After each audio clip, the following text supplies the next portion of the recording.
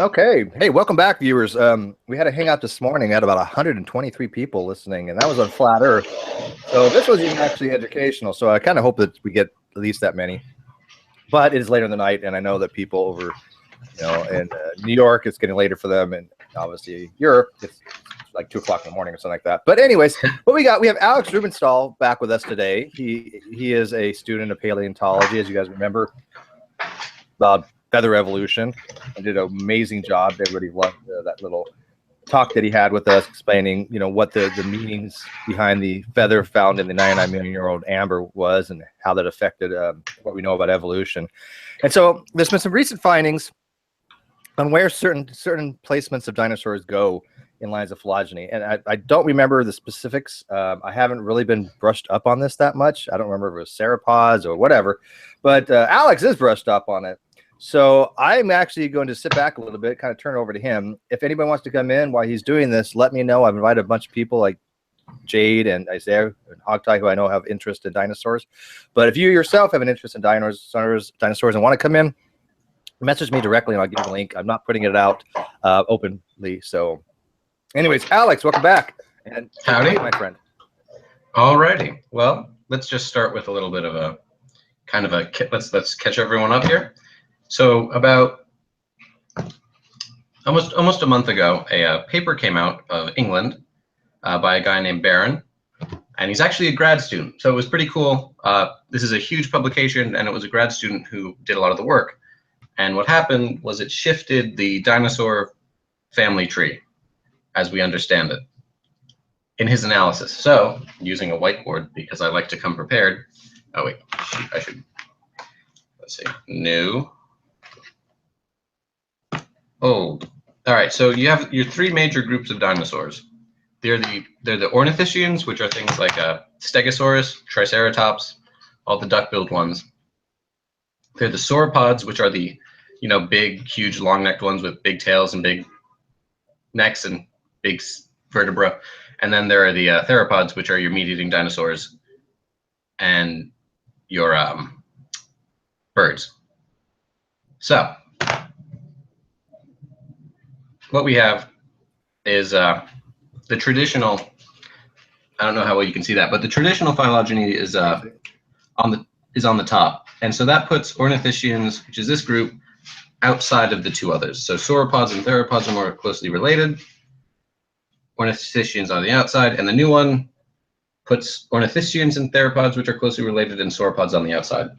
And that might seem like a kind of weird, trivial detail, but there are a few things about this that are noteworthy. First of all, this has been kind of the general consensus that it was ornithischians that are the outgroup and sauropods and theropods that are more closely related for over a century.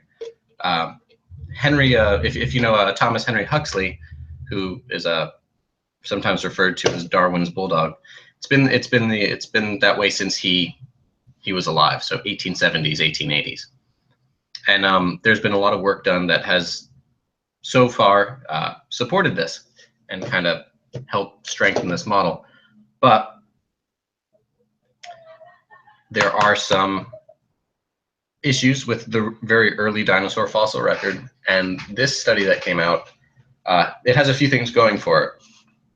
One, it is the most complete analysis of early dinosaur fossils to date. They have the most taxa and they have the most characters. Now, having the most characters doesn't mean you're right, and that's something we're going to talk about in a little bit. But they do have the most taxa. It's very inclusive. And they found something different. They found that ornithischians, so things like Triceratops, Stegosaurus, etc., are more closely related to the theropods, T-Rex, velociraptors, and birds, than the sauropods are to T-Rex, velociraptors, and birds. And this is huge. In the paleontological community, this would have been like the asteroid. Everyone's upset. No one knows what's going on. And so there's been a lot of response thus far. So what does this mean? And how seriously do we take these results is kind of the big question now. And I think Carl Sagan has a quote, and I don't remember exactly what it is, but it's like, there's a paradox in science where you need to be open to new ideas, but you also need to be super critical of new ideas. So it's this bizarre, yeah. So it's like, yeah, cool, this could be right, but maybe it's not.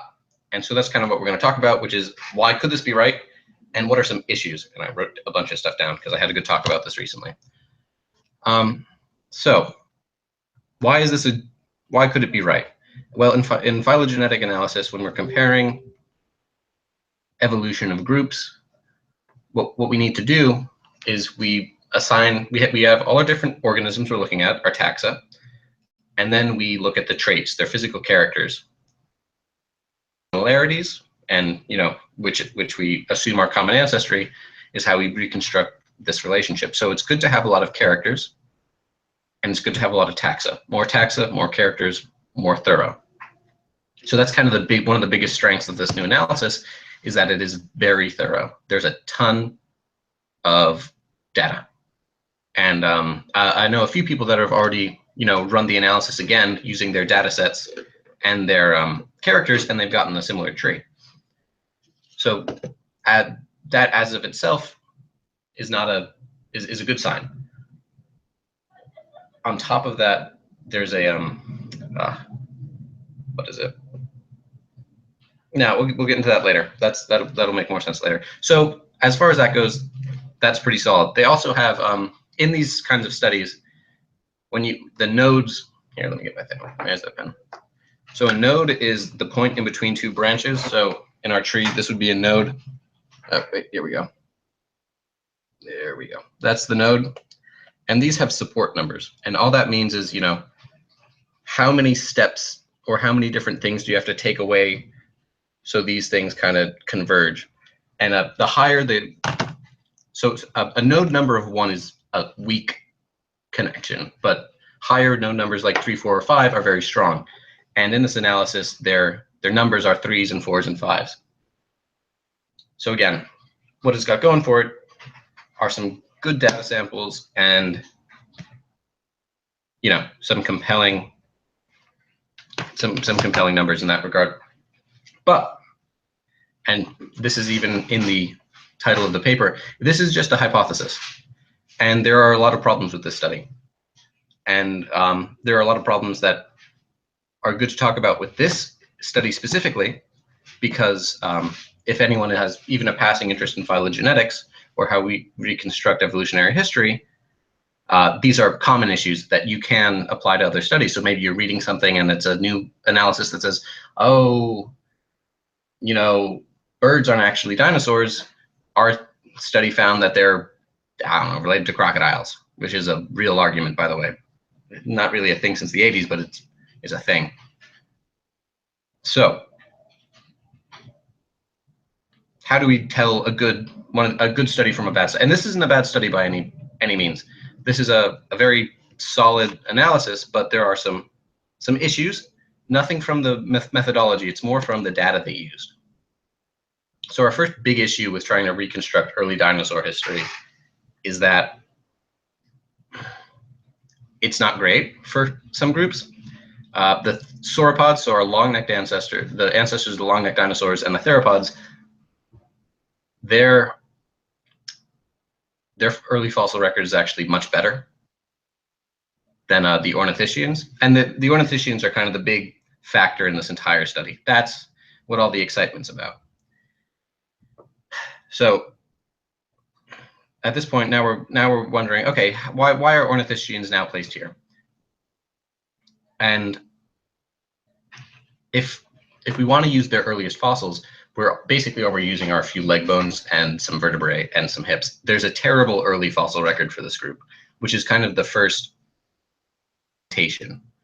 So it's like, ornithischians may be more closely related to theropods, but we don't really know, because the earliest good fossils we have for these things are already pretty well-derived ornithischians. They're called heterodontosaurs.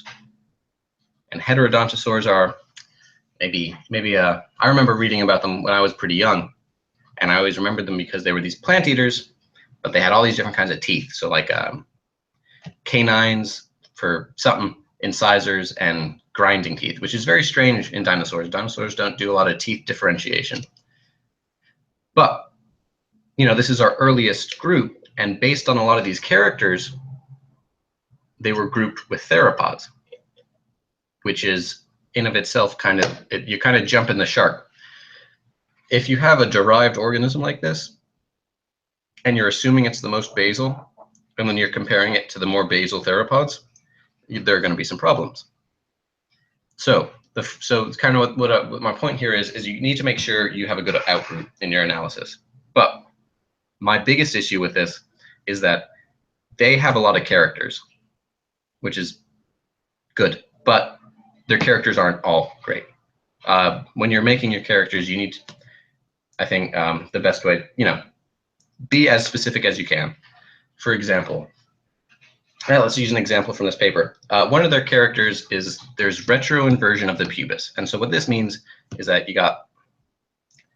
so they're traditionally, ornithischian means bird-hipped lizard.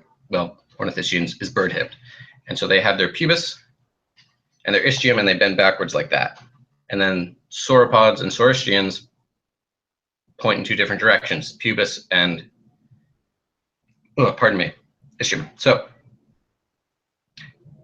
what they're saying is now a convergent, a character that groups ornithischians and theropods together is that ornithischians have a bent back pubis and late theropods do.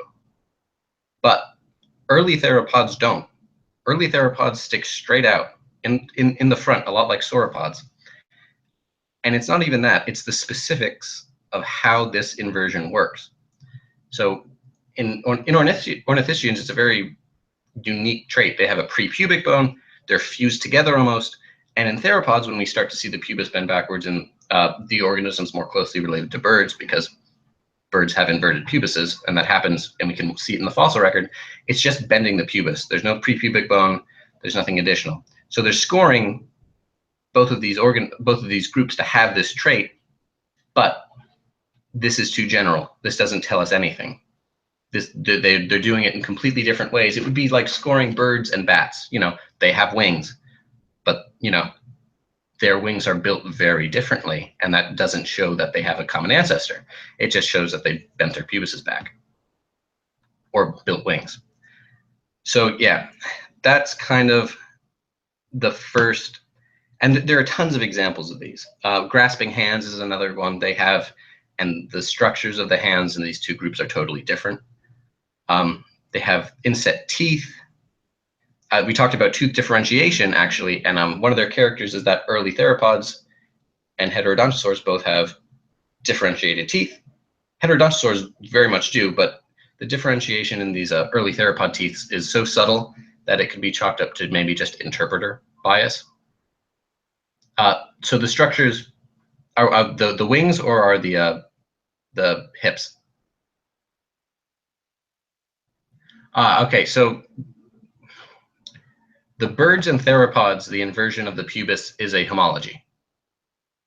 And what's being suggested by this new paper is that the inverted hip, the inversion of the pubis, is now a homology between ornithischians and theropods. But how they do it is very different, and honestly, they're just wrong about it. That's like the simplest way to put it.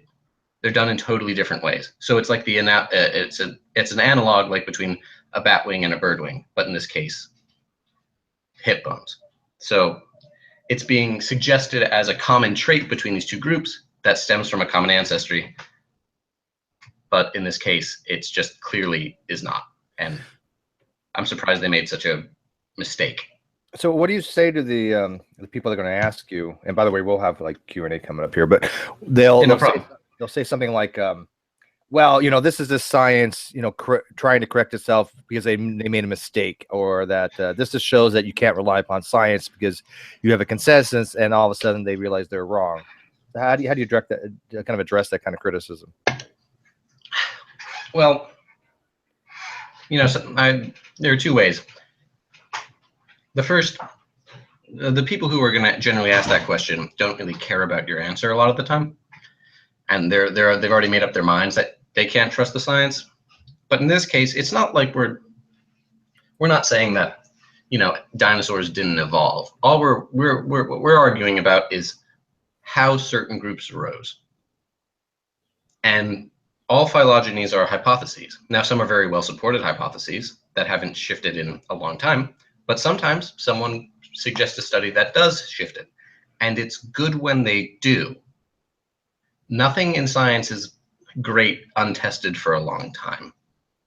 So something great that's come from this study is that, this claim that, oh, our dinosaur tree was wrong, has a ton of these other paleontologists doubling back, looking for new fossils and looking for new and doing their own character matrix, which is kind of the pinnacle of the scientific method, right? You make a claim,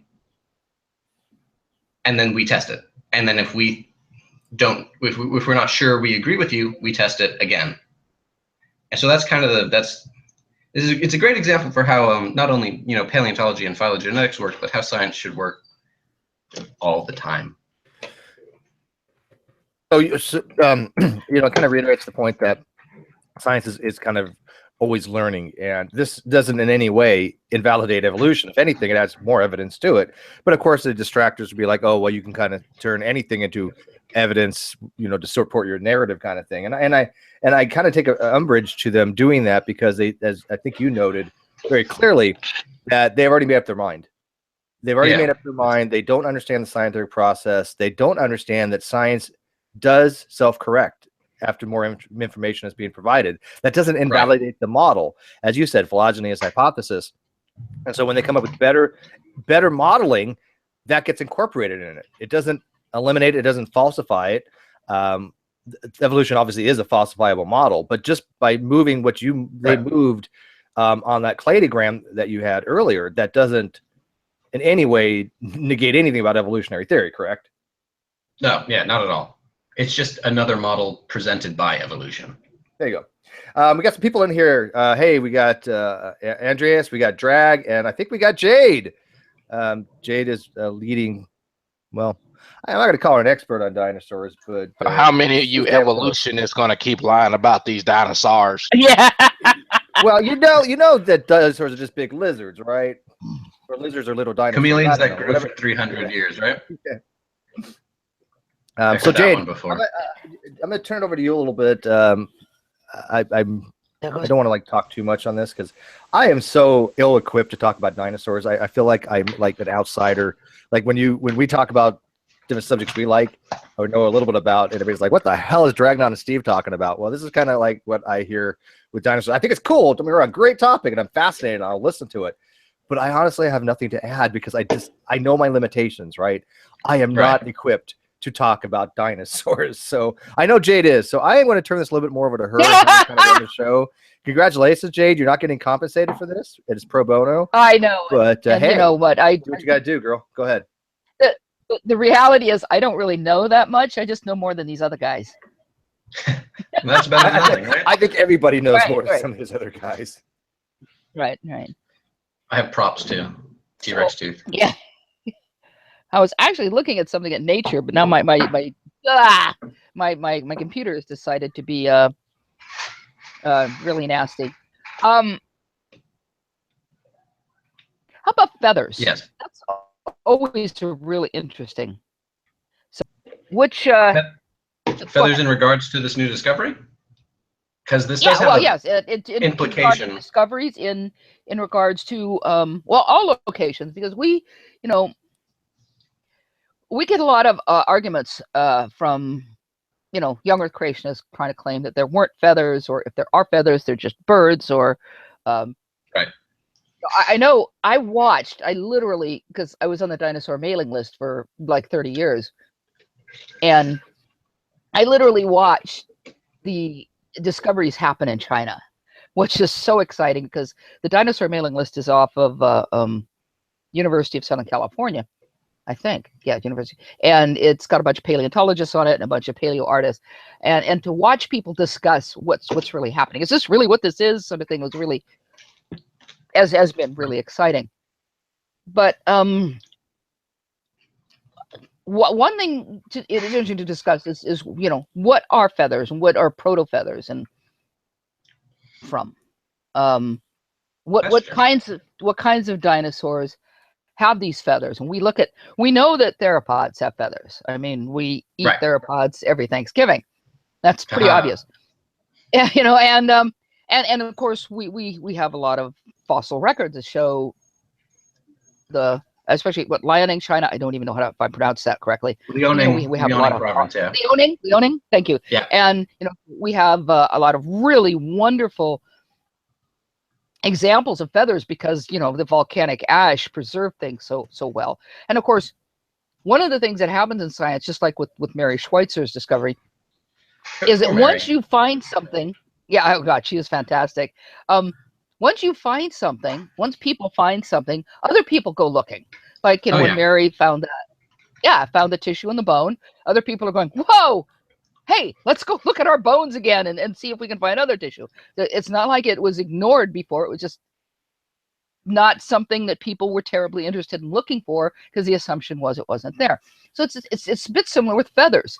Once we find that there are a lot of feathered theropods, wow, well, let's take a closer look at those bones we have, and we'll get them under the microscope and see if we can see what look like feather attachments, or maybe those marks on these slabs are actually feathers.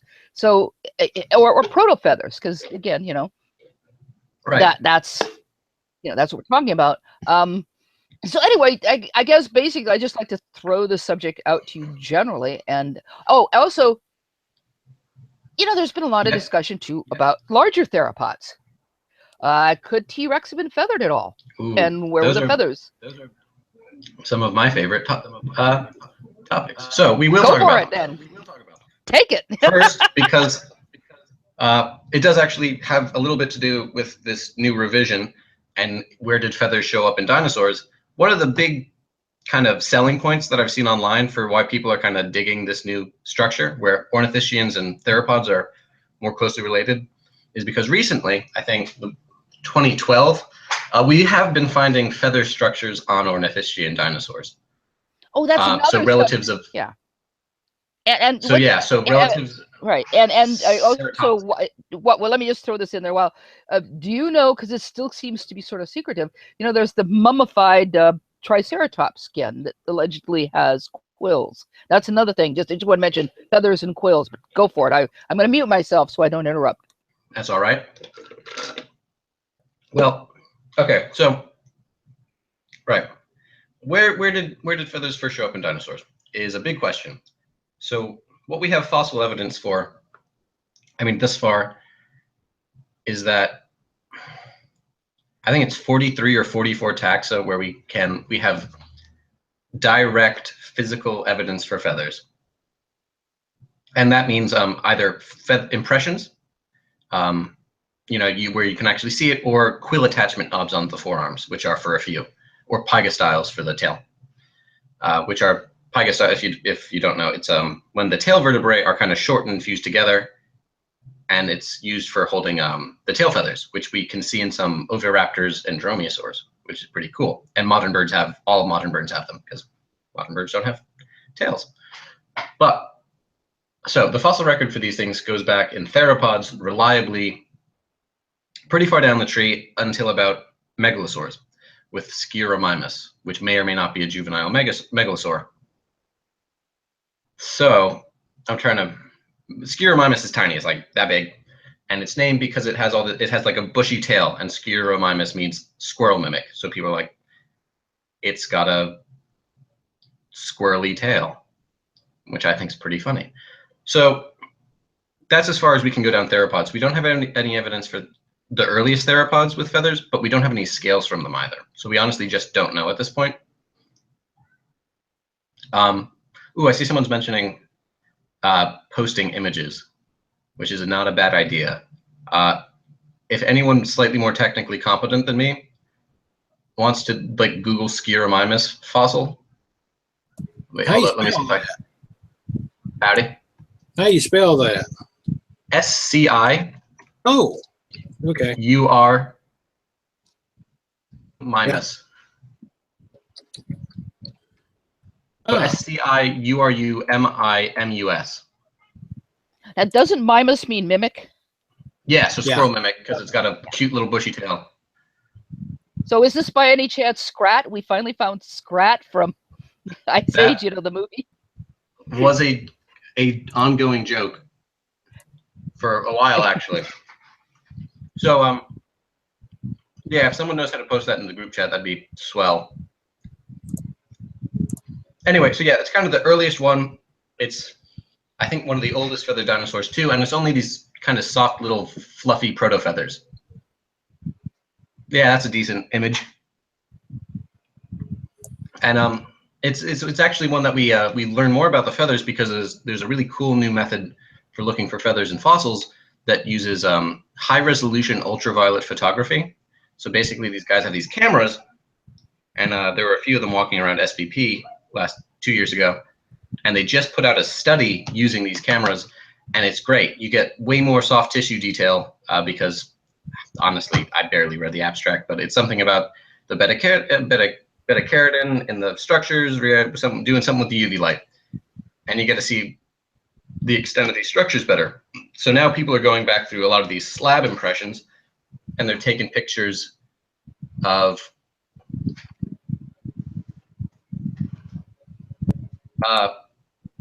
and people are taking pictures of these fossils, and they're finding, so, oh wow, we didn't think this had feathers. Actually, a favorite example of mine is there's an organism called Girafinator on the group chat too, and I remember reading a creationist article years ago where it's like, we found this slab impression from the same place Archaeopteryx was found, but there wasn't any feathers on it. No feathers, so dinosaurs didn't have feathers. And then they kind of, oh yeah, oh great, you can see it right on here. And they did this high resolution UV imagery, and if you look close enough, you can see the structures around the tails and on the back. So it's pretty cool stuff. And these are basically what these earliest feathered dinosaurs look like. Not exceptionally bird-like, but they have cool little fluff, basically. But is that where feathers first show up? We don't know. Ornithischians seem to have them, which doesn't really make a lot of sense because they're not, well, we didn't think so, because they're not directly ancestral to birds. They're things like Triceratops and stuff like that. So we found quills first on relatives of Triceratops, but then we found, what was it called? Calindrodromius. There we go. I'll also put that up. And Calindrodromius is it's kind of an early relative of things like the duck-billed dinosaurs or iguanodon, and it has very, very simple feather structure types. And what's fascinating about this one is that there are these branches that seem to, oh yeah, first image on the top, you can actually see it. These little quills seem to be coming directly out of the scales, which is almost kind of like a mid-step transition in between scale keratin and feather keratin, right? Like this is, and I hate using their examples, but if there was supposed to be like, early feather transitions, it should be half feather and half quill, which not really, but almost. Heavy, if you click on the view image, you might be able to make that a little larger for people to see on the outside. But yeah, so you can see those dark little spots. Those are the scale impressions, and then you can see these kind of like hair-like structures coming along at perpendicularly. But yeah, so we find feathers in groups of dinosaurs that are distantly related to birds, which suggests to us that feathers were down at the base of the tree. They showed up really early in dinosaurs. We don't have any feathered sauropods yet, and it's kind of an ongoing like joke, a brachiosaurus with feathers. But yeah, at this point, I wouldn't be surprised if someone found a smaller sauropod with feathers. A larger sauropod, it doesn't make a lot of sense. But I have a question. In the picture, you see like little circles, kind of. Mm-hmm. Now, are the quills around those circles? I mean, no, like they actually seem to be coming out of them. Okay. In the original publication, yeah, they're strange. They're not. This kind of feather type isn't seen in any living organism. It's totally unique. Yeah, because I had read something and it sounded like where they saw those circle things, that the quills were arranged in a circle on that or something.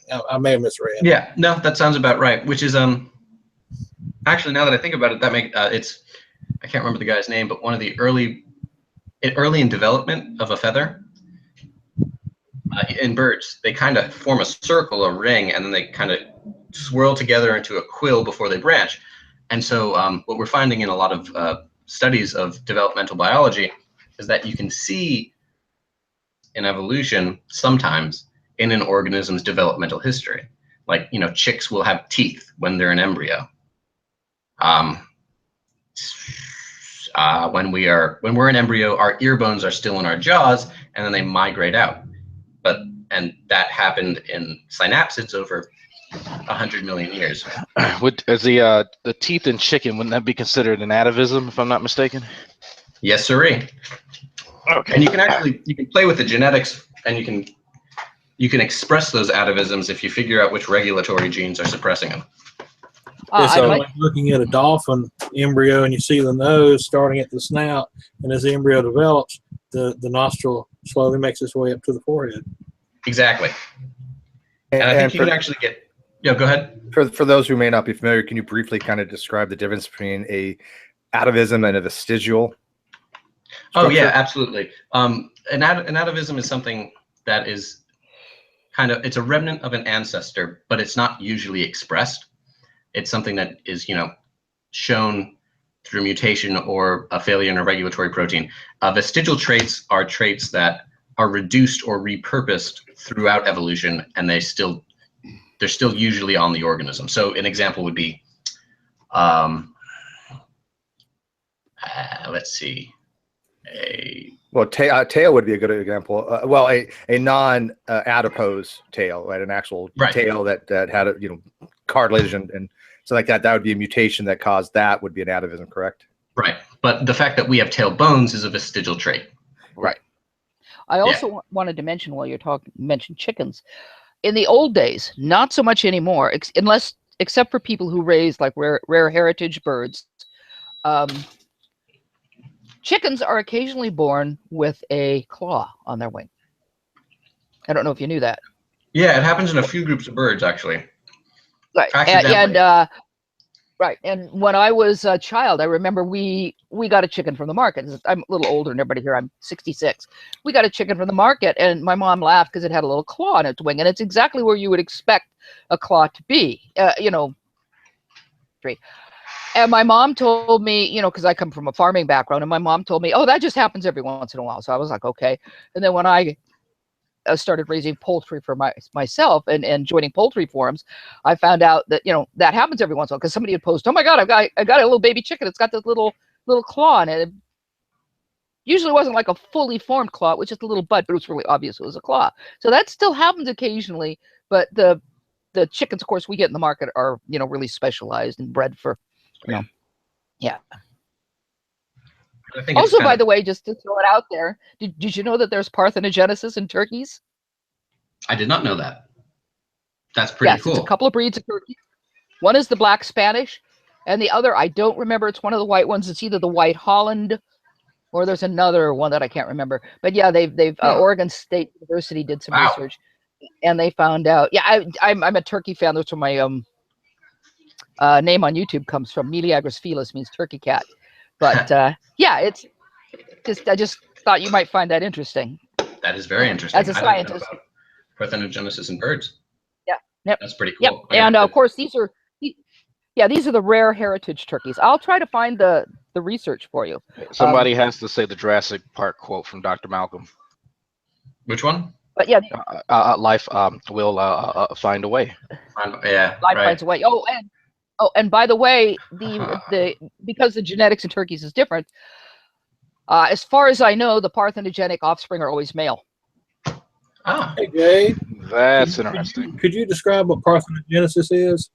So, okay, parthenogenesis is reproduction without sexual, you know, intercourse. So, a virgin female turkey can lay an egg, and the egg will actually hatch. It'll be fertile, and it'll hatch, and a little boy comes out. So I'm wondering if instead of a haploid gamete, it has a diploid gamete, and it just, I guess, clones that through mitosis. Well, they are the opposite. Birds are the opposite of us, you know, and I can't remember what they call what letters they use. But, you know, we have females that are XX, males that are XY. In birds, it's the reverse. XX and XY, but if they did, it would be males are XX and females are XY. Right.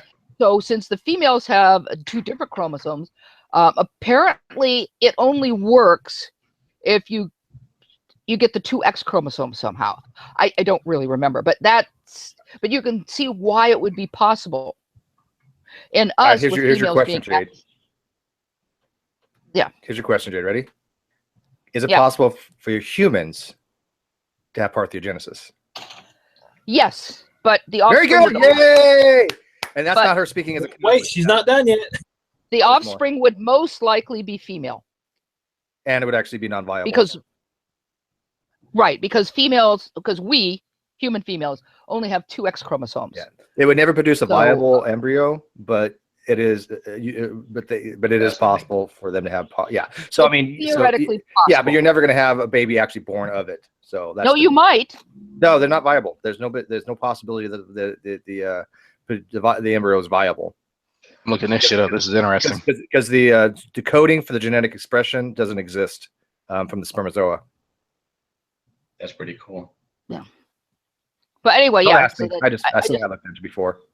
I'll have to look it up. But anyway, I just thought you don't find that interesting. And absolutely. Turkeys can also fly at 55 miles an hour and run at 26 miles an hour. Really interesting animals. I bet you cry on Thanksgiving, don't you, Jaden? Yeah, no, I enjoy myself. Okay. Oh yeah, they're great birds. Great food. Yeah. Okay. Yeah, they're great birds. They make wonderful food. Everything. Go for it. I was gonna say I have 2 pet crawfish. I'm from Louisiana, so if I can do it, she can do it. Yeah, crawdads are good. So you mentioned it before, and I maybe I stepped away for a second and I didn't hear it, but what exactly, if you can do a summation again, how did it change a little bit about what we knew about feathers again? I listened to a little bit, but does it really change what we know about feathers that dramatically? The findings that we have from the new phylogeny for the dinosaurs. Yeah, that's actually, I have a long list of problems I have with this paper, and that's one of them. No, not really, because we don't know where they showed up. It's entirely possible that they showed, if this is a new true clade, and if ornithischians and theropods are close relatives, that would make sense. Sure, I guess it showed up at the base there. But again, we don't have our oldest theropod feathers yet, so we don't know. And also, pterosaurs have this kind of fluff, and if it's on pterosaurs, it's even farther down on the Ave metatarsalia branch. Oh, so, yeah. That's being a tragic, wouldn't it? I had somebody ask me a question the other day, and it's an absolutely absurd question, but I'm going to ask it to you to see how you answer it, because this person was confused and was wondering why trees didn't evolve the ability to get feathers and fly away when predators are around. Wow, wrap your head around it any way you want. That's a question. Okay, let's see what we can do with this. Well, one, I think the most interesting thing about feathers is that who was the philosopher? I think it was Voltaire, maybe. It was one of those guys where it's like, people are like, oh, we must have been made to wear pants and put on shoes because our feet and legs work so well for them. And it's kind of the same deal with feathers. Feathers didn't evolve for flight. They evolved for insulation, and then we're kind of roped into flight by a third group. So first off, feathers didn't just evolve so something could fly away. Feathers were repurposed and reshaped, and there's a lot of cool stuff in that. 2, plants evolve differently. I'm not trying to wave my hands at that, but how plants actually speciate and go about their evolution is very different than animals. There's a lot of hybridization in plants that works. A lot of it's more kind of blind interbreeding at times, and what's advantageous for a plant isn't advantageous for an animal, and what's advantageous for an animal may not be advantageous for a plant. I mean, I guess some sessile organisms kind of cross over between what they need, but there's trade-offs, and one of the big trade-offs is plants need support, and they need to be able to move water up and down. And you can really only do so much with cellulose before you can't support yourself. It can only be so mobile and flexible. And that's why, you know, these plants with actually ranges of motion, predatory plants, mostly some ferns, they move, but they're very short. They can't support their structures if they're that flexible. So I guess that would be kind of a bizarre question. But that's the best I can do for that. Yeah. See, I kind of described it as, which is your answer is fine, but I just basically kept it simple. It's like, look, feathers evolved from hair follicles, and as you said, they're repurposed. They're for thermoregulation. They're for you know, they're gliding, but the modern feather is a repurposed thing that didn't initially have a purpose for flight. And see, creationists seem to have this weird belief that feathers always were for flight, and therefore, you know, how do you have, like, quote, half a feather kind of thing? Because for some reason they don't really want to understand that just because that's what it's used for now isn't what it was used for back then. Right. It's the same kind of, how could the eye just pop into existence? And you're like, no, it didn't. There were stages, and each stage was good at what it did. It wasn't half formed. It was a nautilus eye is good for a nautilus. And then some just improved it a little better for their environment, and that became its own thing.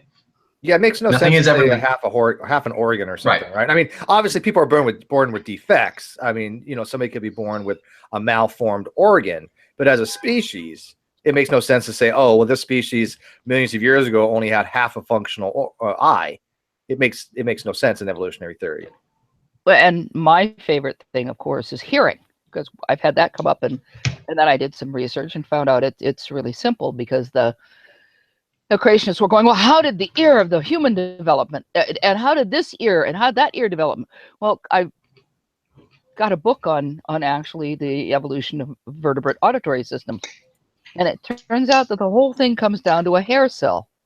Oh yeah, it's pretty cool. It is extremely cool, and everything else is just there to funnel the noise to the hair cells and to amplify the hair cells. But you know, fish have and sharks have hair cells in their lateral lines. We have hair cells in our ears, and they just discovered a way to possibly regenerate hair cells so that people who have that kind of hearing damage, like I do, might be able to fix their hearing. That's pretty cool. That is very cool. But yes, you see that's a really basic misunderstanding. It's not that, you know, the human complicated ear, it just sort of happenstance it worked to funnel toward sound. Toward our hair cells. Right. Some fish were just kind of hanging out, and they got out on land, and some of them had lateral line systems that were like, hey, we can sort of hear with these. Yeah. That's a disgusting simplification, but yeah, and then whichever offspring could hear better did better on land. Right, and it is very cool. It's all, you know, there's the stapes in most things like birds and reptiles, and that's all that's about is, you know, it attaches the air-filled portion of the ear to the fluid-filled portion, and the point of it is to increase the vibrations going in, and the broad end's much larger than the narrow end, so you increase the distribution. Well, I'm sorry. Broad end, narrow end, you increase the distribution of sound waves. And so what mammals do is they just take bones out of their jaws through a long series of evolution and make it even better. And ear evolution is really swell. Oh, it is. And we still hear to some extent through our jaws. And there are cell phones, I found out when I was researching this, there are some cell phones that take advantage of this. They've been engineered to take advantage of the fact that we still get some sound through our jaws. Really? Just very cool. Yeah. How cool is that? Very cool. I kind of want one of these. You know, one thing I was thinking about, and I ran across this, like reptiles and amphibians, they don't have feathers or any kind of real insulation. They're cold-blooded. But then you get mammals and dinosaurs and birds, and they're warm-blooded, or were, and they have feathers or fur, you know, insulation. But they're warm-blooded. Why would they need insulation since they're warm-blooded? It's because you're generating your own body heat, right? So if you're a reptile, and reptile is not a really good taxonomic name, Not technically anymore. speaking. Yeah. Birds and reptiles are both dinosaurs. Yeah. I'm sorry, birds and dinosaurs are both reptiles. Right. But reptiles doesn't mean jack shit, to be totally honest. But right, so if you're a organism that relies on maybe the sun to generate your heat, right? And you're very sensitive to temperature like that. It doesn't make a lot of sense to be able to insulate, right? Because you need to, if you're going to be, if there's a ton of sunlight out, right? You're going to overheat pretty fast. If you can't regulate your own body temperature but have insulation. Do you kind of follow? Yeah, it was just something I was just wondering about. Yeah. Right. And so if you're something that can generate its own body temperature, it becomes much more advantageous to have insulatory features. Oh, sorry. And actually, it's very strange because, you know, some fish are actually warm-blooded. Sometimes they can switch. Don't they have like they have some kind of like polyethylene glycol or something in their system? They literally have like an antifreeze. Something like that. Yeah. Yeah. That's cool. I mean, that's just cool. Not even just the ice fish too. And remember, we have all this surface area, which is why we need clothes, because we lose heat from all this surface area. And to keep our temperature in a cold environment, we'd really have to be pumping out heat like mad without having fur. Animals, and I can't resist doing this. I have to go back to the turkey. You probably know what turkeys look like, and they have those bald skulls, right? Right. Well, turkeys, the insulation on birds is fantastic. And it's not just the feathers, it's the design of the feathers, because it traps air near the skin. You've probably seen a bird that's fluffed out. Yes. Out. Okay. Well, you know, and turkeys do that too. If it's cold, they're fluffed out. But also underneath if you've ever held a bird and you sort of put your hands kind of so that they go underneath, that's really super warm in there, like where the breastbone is. So birds sit on their feet. So even though their feet are not feathered in many cases, they're kept very warm. I have a picture of turkeys sitting on a fence line in a blizzard. They had a nice warm barn to go to, but they preferred being out in the blizzard. And you can see their feathers fluffed out, and you can see them sitting on their feet, keeping their feet very warm. The thing is, their heads are bald. What keeps their heads from freezing? Well, sometimes they're caruncles. That's that weird crap in the front of the chest and the neck, right? Those do freeze somewhat. I didn't know that was the name, but cool. Yeah, those do freeze somewhat. They can freeze, and they can get frostbite, and they turn black and drop off. Not the whole thing, just parts of them. But it doesn't seem to bother the turkey at all. What's interesting is their heads, and they are just simply engineered in such a way that they just keep pumping heat through that bald head, so they can be out in the freezing cold in a blizzard, and their little bald heads are nice and toasty warm. It's just a really, I can't tell you the mechanics of it anymore because I've forgotten, but it's just a really interesting, way of thermal regulation. That's pretty. I am not familiar with any of that. Yeah, that's pretty cool. Yeah, when I was talking about the insulation, like on mammals versus reptiles or whatever, or birds. Now, like in mammals, you notice that the small mammals are fairly average sized mammals. They have a lot of fur, and the smaller you are, the faster you lose heat. So that would really help them keep the heat in. Exactly. But as you get bigger in size, like elephants and rhinos and hippos, they have very little hair because they're so massive. They can like absorb the heat during the day and at night slowly radiate it off. But they kind of keep equilibrium, I think. And that's one of the main arguments that why these huge sauropods probably didn't have feathers. Yeah, and the T-Rex as well too. Yeah, because they're so big. Maybe the T-Rex. Huh? There's solid maybe the T-Rex. There's some pretty solid evidence that large meat-eating theropods, at least in like the Sclerosaurs, which are closer to birds, had feathers. Tyrannus from really cool. I'll put that name in case anyone wants to see. Tyrannosaurus, is this great fossil. I think it was a few years back, and it's a not close. It's a relative of Tyrannosaurus rex that lived during the early Cretaceous, and it was about 30 feet long, but covered in kind of fluffy feathers, which is bizarre, and it's this huge predator. So it seems that, you know, maybe 30, 40 foot long predatory animals that were very active like this were probably feather covered. But once you get to like 70, 80, 90 foot long plant eating monstrosities of physics and biology, feathers weren't essential. Yeah, something else I was wondering too is, like, look at how birds, and peacocks especially, and other birds that have these god awful long tails, they're like for display. And like maybe, you know, some of the larger theropods could have had them on their heads or their tails or whatever for display purposes, for mating or attracting a mate, maybe. Ooh, I have more fossils to suggest exactly along those lines. Oh, okay. Yeah, so there's a decent amount of evidence for this in the fossil record too. We have large, complex kind of arm and tail feathers in organisms that clearly weren't flying. So Caudipteryx is a good one.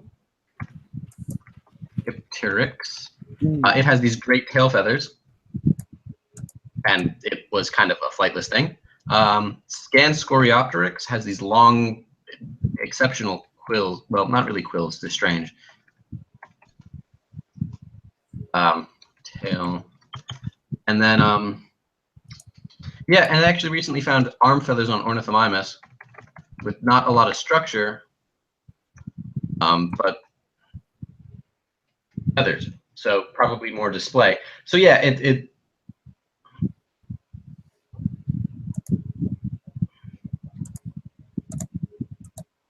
I'm getting there. Here we go. No problem. That's the first one you mentioned. Yeah, so you can see those tail feathers, right? Yeah, look at those. And on the arm too.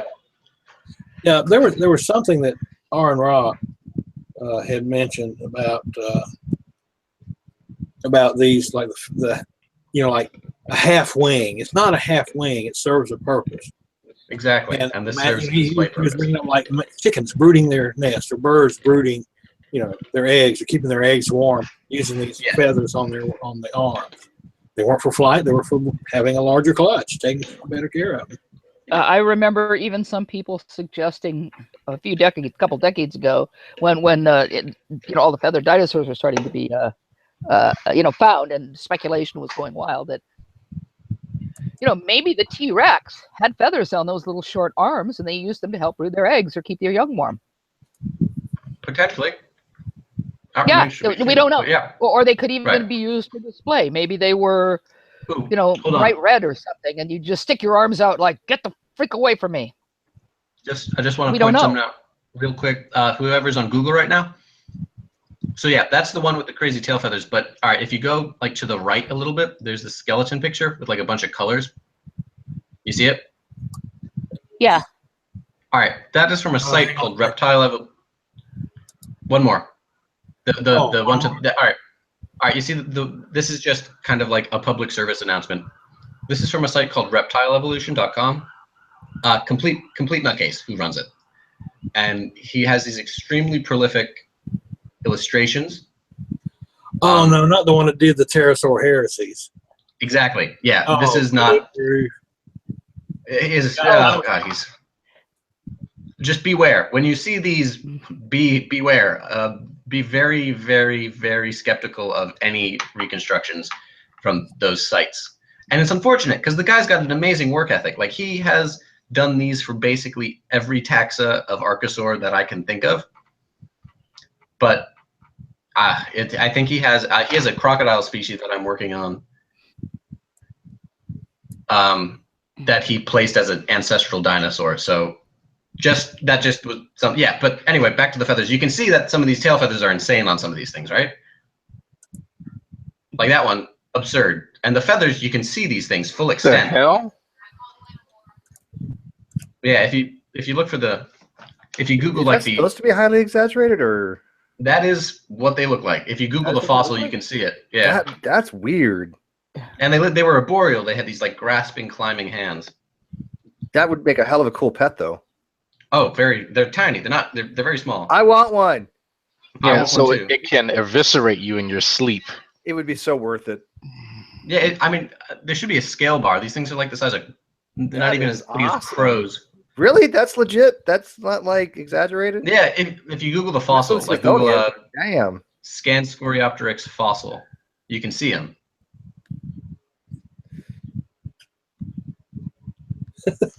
I'm interested in. I wonder, hey, Sarah, if you brought that home to your wife, would she freak out? Or she'd be like, oh, that is so sweet? Just curious. I'm asking Sarah in the live feed there. Yeah, Sarah would ride it to work. No, they're like what, 1 meter or something? Oh, not even. Okay, they're smaller than a meter. Okay, they're really small. Yeah, like it'd be like having a parakeet with teeth and claws. Oh, they're so cute. I can keep it in a cage. No, sir. Keep it outside. Nope. True appearance is a moron. See, that'd be awesome. You know what is so cool that I'm seeing in these? Like, of course, we got Archaeopteryx that had these magnificent feathers. You know, in the what was it, coal or slate or something? The Solnhofen shell. Yes, that one. Yeah, and you can see the impressions. And then on these other ones, you can see like that one of the ones I showed recently, where it had it just on the arms and then on the tail. And I'm wondering is when dinosaurs were, way back when dinosaurs were being found, more and more, is that people may have seen that but didn't think about those were actually feathers. Now, I was just curious about that. There was not a lot because China didn't. The parts of China that we dug in didn't really open up to a lot of this research till the mid and late 90s. But we did find something called Avimimus, maybe in the late 80s, and it had these knobs on its forearm that people were like, oh, these look like the knobs that birds have for feathers. And so this Avimimus, despite not having direct evidence for feathers, was one of the first. But people were like, if it's got feathers, maybe it's a bird. As far as like historical implication,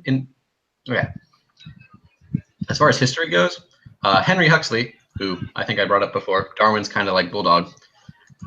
He had the thought back in like 1878, I think, and he just was like, birds and some of these dinosaurs we're finding are pretty similar. What if birds came from dinosaurs? And they couldn't find a wishbone on some of these dinosaur fossils, so they're like, nah, probably not. Yeah. And then 100 years later, people were like, oh yeah, no, we're finding the wishbones now. Okay, maybe. And then a lot of momentum was gained with these feathered dinosaurs. And there's Avimimus, and you can see the feathers. This one? This is Caudipteryx. Oh, is it? I thought it was Avimimus.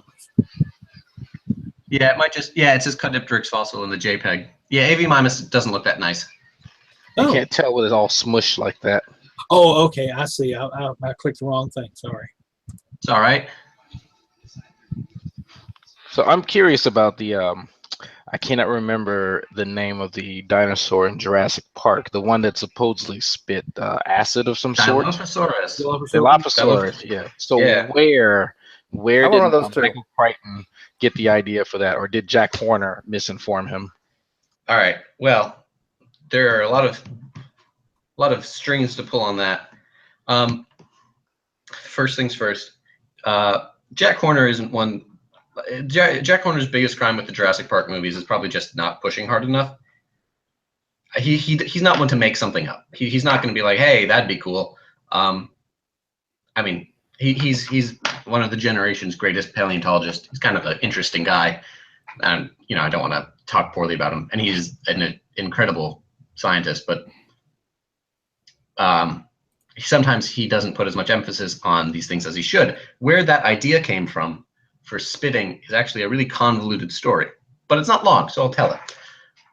Dilophosaurus is from the early Jurassic. It's one of the earlier, larger meat-eating dinosaurs. They found fossils of it in Arizona. They found some tracks in Connecticut. Well, they think it's Dilophosaurus. So when they found the jaw, they noticed that the muscle attachment points were pretty weak, and like, hey, this had pretty weak jaws for a dinosaur. What if it used venom? It was just a thought in a paper. No one claimed anything more, but people like the idea of a venomous dinosaur. That's a pretty cool idea. So that was something Crichton incorporated into his book. But in the book, they don't have frills. They spit, and they have a venomous bite. But the frill was something Spielberg came up with to make them visually distinct from the raptors in the movie. Spice them up. Yeah, just so people didn't get confused between the Velociraptor and the Dilophosaurus. Also, in the book, they are the right size. They're about 20 feet long and about 7 feet tall. In the movie, it's much smaller, which, again, odd choice, but whatever. Now, as far as dinosaurs with venom goes, there is a potential theropod dinosaur that was venomous. It's called Tyrannosaurus, and I will put that in. And it's actually one of my favorites. It's also another one of these feathered dinosaurs, and it's a relative of things like Velociraptor and Microraptor. But it's got these nice big spaces connected to these kind of thin structures in its maxilla, so the upper part of the jaw that bears teeth. And these have been interpreted as potentially venom sacs above the two largest teeth, which also have openings in the tips. And I'm not going to, these aren't 100% for venom, but they might be. But it's only, we really only have potentially, out. Oh, you can see the figure too. That's great. Because isn't that how we have our current day snakes envenomate their prey is through glands in the Exactly. I think maxilla, if I'm not mistaken, behind or inside the maxilla or behind the maxilla, and they just kind of drip down into the holes in the incisors. Yeah, and the fang. Yeah, the maxilla is the bone that bears most of our teeth. But that's about correct. So the idea is that dinosaurs were doing this too. Well, this one dinosaur was, which is cool. Which is a very cool idea. Sometimes it's hard to tell for certain, but this is what evidence for venom in dinosaurs would look like.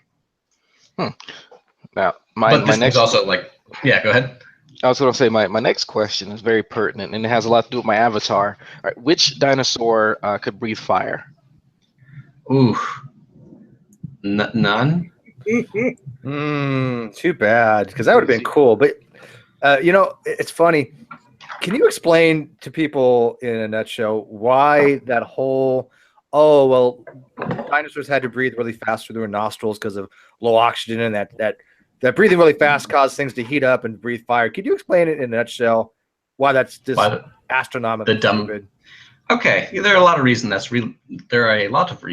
really dumb. One was oxygen levels varied throughout the Mesozoic. At some points they were a little bit lower than ours, and at many points they were considerably higher than ours. So I'm not sure why that would matter. Secondarily, things generally evolve to fit their environment. So, if you're an organism living in an environment that has abundant oxygen, you're just going to breathe it probably at a similar rate. It's just what you're used to. Secondarily, I don't care how fast you're breathing oxygen. If you don't have a way to spark it, you're not going to burn anything. And it's not that concentrated. When you take a gulp, that's not just pure O2. It's an astronomically stupid argument for a ton of reasons. I think my favorite illustration, though, is the Parasaurolophus breathing fire, which I have seen in a lot of pictures. But yeah, it doesn't make sense environmentally. It doesn't make sense physically. Again, like the Parasaurolophus, the air, it comes up from the throat, goes back into that great big ass crest to the end, then comes back down and finally goes to the nose, don't it? Potentially. We're not actually sure what that thing does. We think it might be a something to improve smelling, or maybe just like a burr, make a trumpeting sound for some reason. But yeah, no, I just remember seeing a picture from a creationist textbook that has a Parasaurolophus breathing fire, and I thought it was a pretty funny picture. It's fighting a ceratops. It's a great picture. Yeah, if an animal breathes fire, don't you think that would kind of parboil, fry the inside of the mouth? and Yes. rain and stuff. And There's just so many things wrong with it. I mean, yeah, first of all, there's 4 things required for fire, and in that particular case, it didn't have a couple of them. I mean, you need obviously you need oxygen, Right. you need a heat supply, you need Exactly. fuel, and you need what's called an inhibited chain reaction or inhibited free radicals. They're called. Or magic. Or magic. That's fine. Magic works across the board, right? You know, either that or the stomach or something produces a gas that ignites on contact with the air. Right, but That's you'd have to you'd have to think, right? If you're going to spark that in your mouth, what's keeping it from just igniting down your throat and into your stomach? Exactly. I don't care how hard you're pushing it out; it's still going to burn. with the fact that the creationists came up with that, and you know damn well he was like, "Oh, I'm just going to make this shit up, and people are going to believe it." Well, yeah, and people isn't that how it all works? That's just it boggles my mind, right? That What's more, actually bought into that. Although he was thinking, "This is so stupid," but I'm going to make a case for it anyway. Somebody believe me. what's more believable? The I don't know if you guys seen the movie Tremors 1, 2, and 3. I have seen the first Tremors.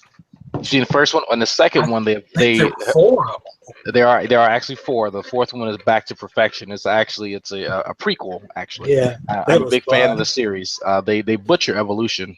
Well, they call metamorphosis evolution, I believe, and that's kind of where I turn my head up. But this creature metamorphoses into whatever. That fucking changes in its life cycle, and one of the creatures is aptly named an ass blaster.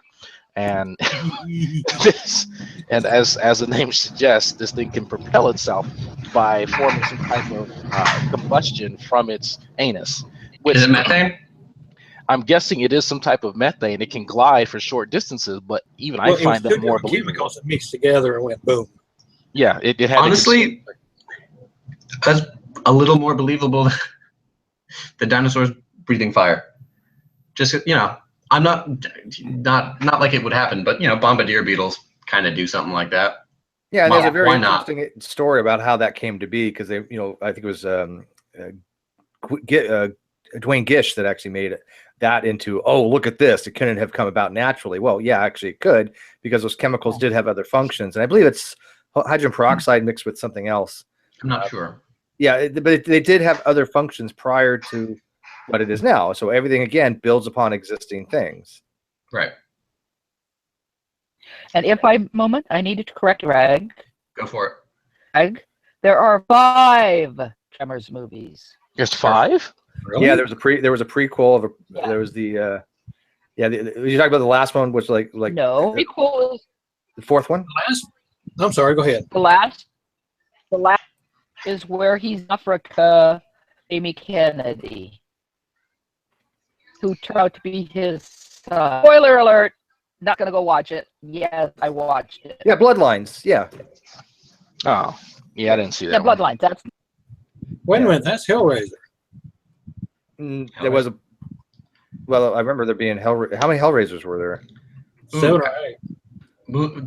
You got my mind on it. Movie recommendation: if you enjoyed Hellraiser, there's a really good new low budget kind of nostalgic horror film out. It's called The Void. Ooh. I haven't heard of it. And it's called The Void. Yeah, if you like Lovecraft fiction, like cosmic horror, creepy cults. We do. Not understanding what's going on really, and it's all practical effects, monster effects, like horrible. It's like the original. It's like not the original, but the 80s The Thing. It's great. I watched it. It came out in limited release in theaters on the 7th, and I pirated it. Oops. I will check that out. Called The Void. Tyler Durden, you pay attention because he's really into Lovecraft. Yeah. It's great. It's one of my. It was really good. There's 10 Hellraisers, by the way. Really? And the movie was Bloodline. The Tremors was Bloodlines, but the 4th Hellraiser was Bloodline. And you know what? Some of the Hellraisers were much better than the other ones. Some of them just got so ridiculous. In fact, this I like the Prophecy. I love the first Prophecy. Right, greatest movie. One of the greatest movies ever made. Not the greatest, but it's definitely in my top 10. Second one, okay. Third one, yeah. And after that, it was like, what the hell am I watching? It was so bad. That's kind of a fair rule for most series, though. It's like Alien. Oh yeah. Right? Yeah. Oh yeah. You can't beat the first. Well, no. Aliens 2 was good. A lot of people say Aliens 2 was better than the original, and so I don't know. Alien and Aliens are solid films. I love them. They're both in like some of my tops. Aliens 3 is not unforgivable. They are good ideas. The fourth one's god awful, and I'm hoping the new one's good. Ridley Scott's back on it, and it looks interesting. Yeah, we'll see. How are they bringing her back again? I don't even know how they're doing the new one. Clone. Is she a clone? No, Sigourney Weaver's not in the new one. New cast. It's a continuation of Prometheus. Yeah, so I was a big fan of Prometheus. I only liked the last like 5 minutes. I like Prometheus, and I get really. Chewed out for come on, Alex. There was multiple issues in that movie. Let's be realistic. Yeah, I don't mind suspending disbelief. Okay, I'm all cool with that, but that was just wrong. Like I said, the best part was I'm not going to do any spoilers. The best part of Prometheus was literally like the last 5 or 10 minutes. That made the movie. Yeah. But other than that, it didn't make much sense, and it was just bad. I didn't really like it at all. I mean, it's just a retelling of a very loose retelling of At the Mountains of Madness. Ooh, that was a good book.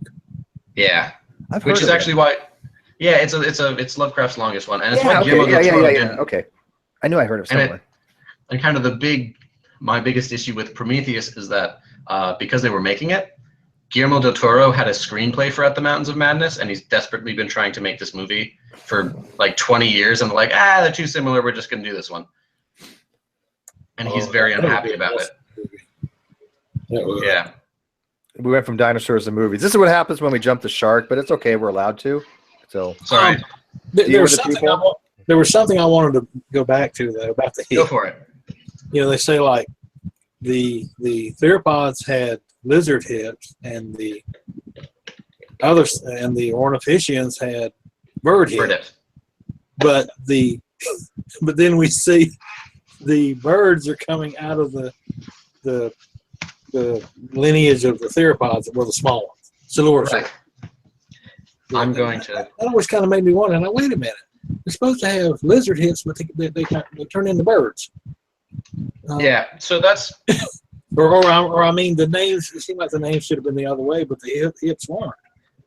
Don't you worry. I'm gonna do a little drawing to explain why that is, and it's gonna be not great, but. Hey, while you're doing that, how is your schooling coming along, if I may ask? Pretty well. Reaching the end of this semester, and I'm gonna be in Lesotho for about a month, doing some digs. And your major is paleontology right now?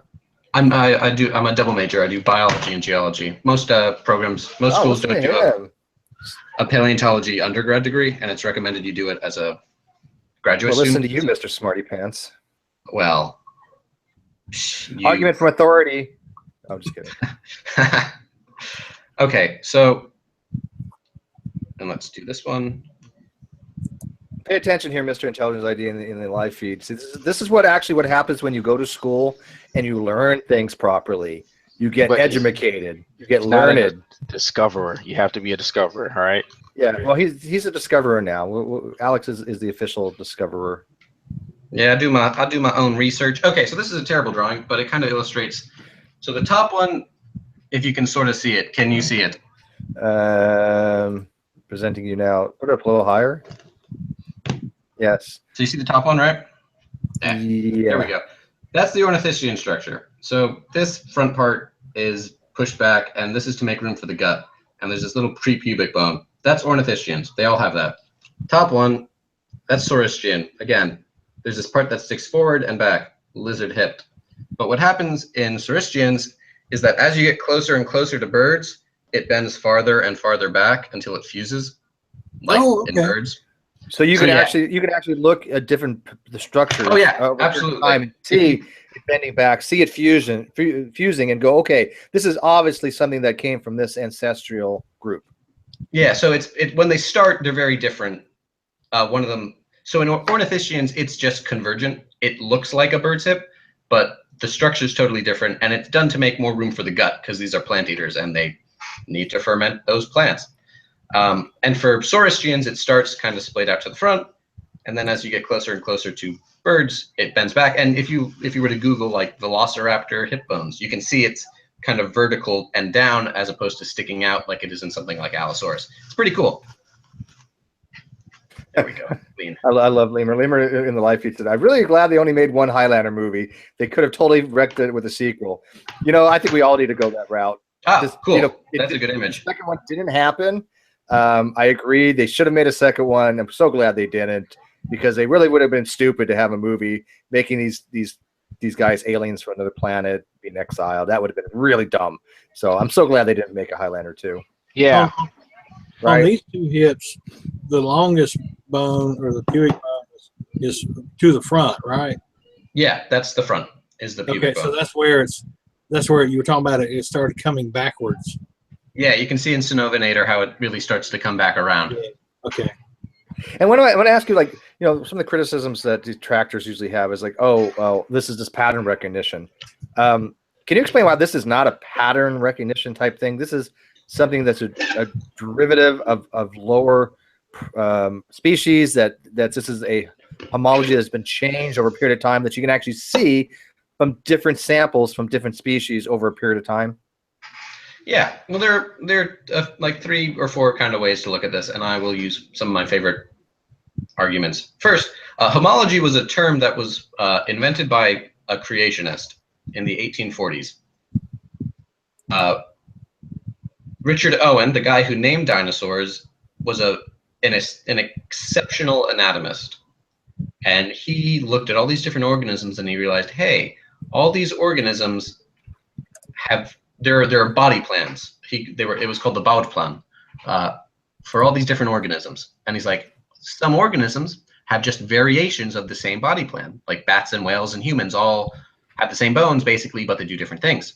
And all mollusks have the same general body plan, snails, cephalopods, clams, but they do different things.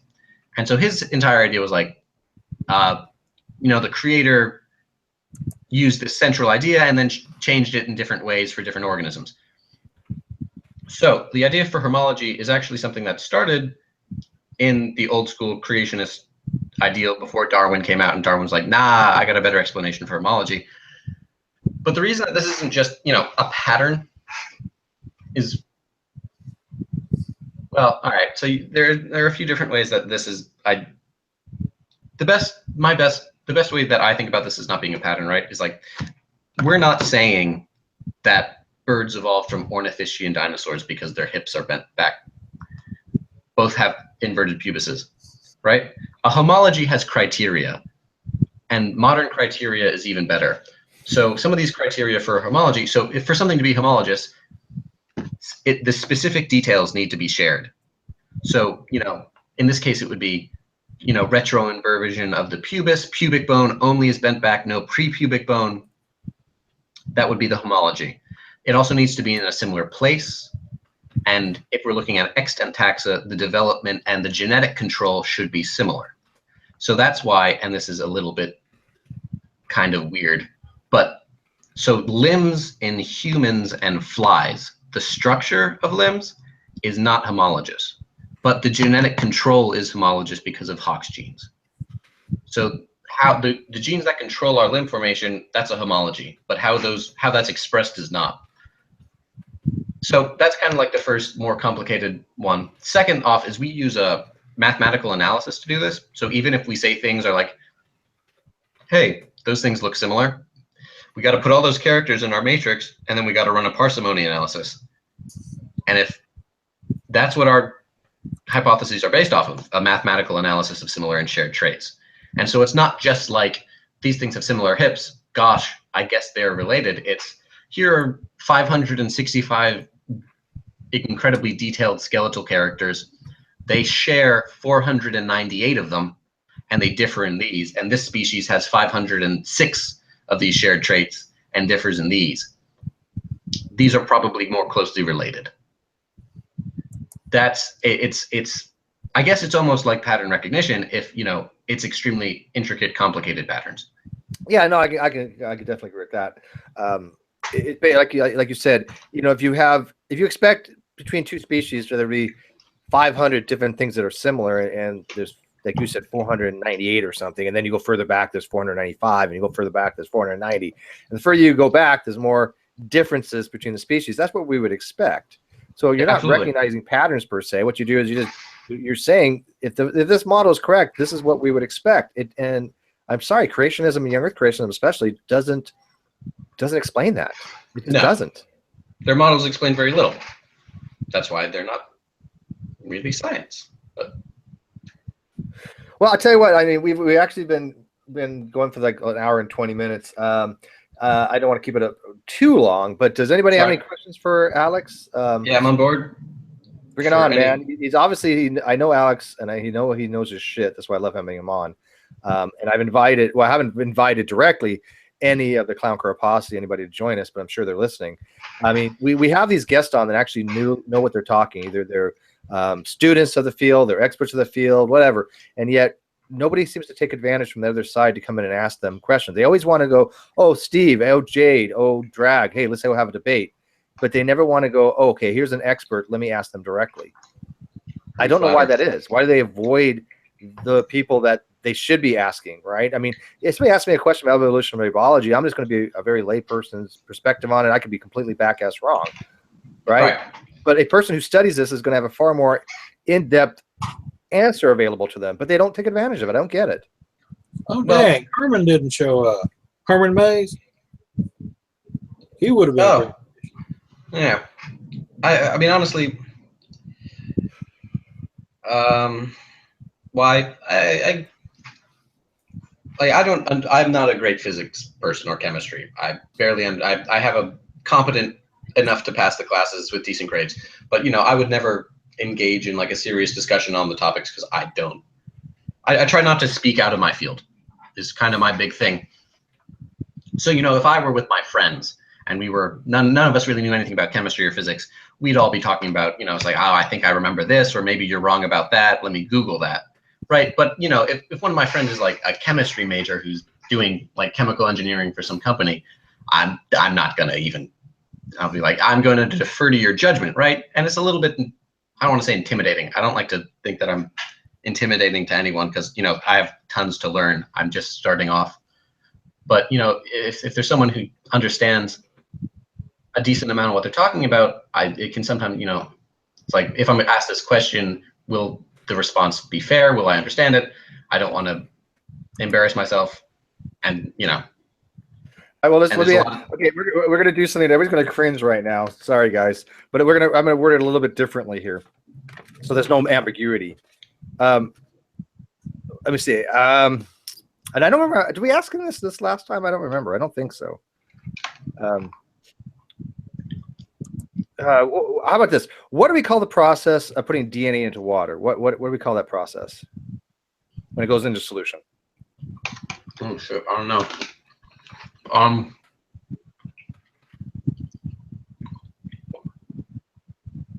DNA into water. When you put anything into solution, what is that called? Is an aqueous solution? Yep. Like chem-wise? Yep. Right? Is that right? Yeah, but when you put something into an aqueous solution, what is that process called? Do you know? I'm not great at. Would you call I want to say hydration. Steve, it's a little too general because it depends on what you're putting into water. I could put a rock into water. Yeah, that's true. That's okay. Let me make it more specific. Would the rock be in solution? No. I don't know. That'd be a mixture. That'd be a mixture. Would you call it the process? Would you call it dissolving? I guess it's very slow. It's like dissolving very, very slowly, maybe. Chemistry is not your thing, is it? I was just curious. No, not at all. Yeah, chemistry is definitely not your thing. The reason they ask is that we ask. I was going to put it this way. What happens when you put salt or sugar into water? Or sugar, either one. It'll reach a saturation point and then fall out of solution. Very good. Right.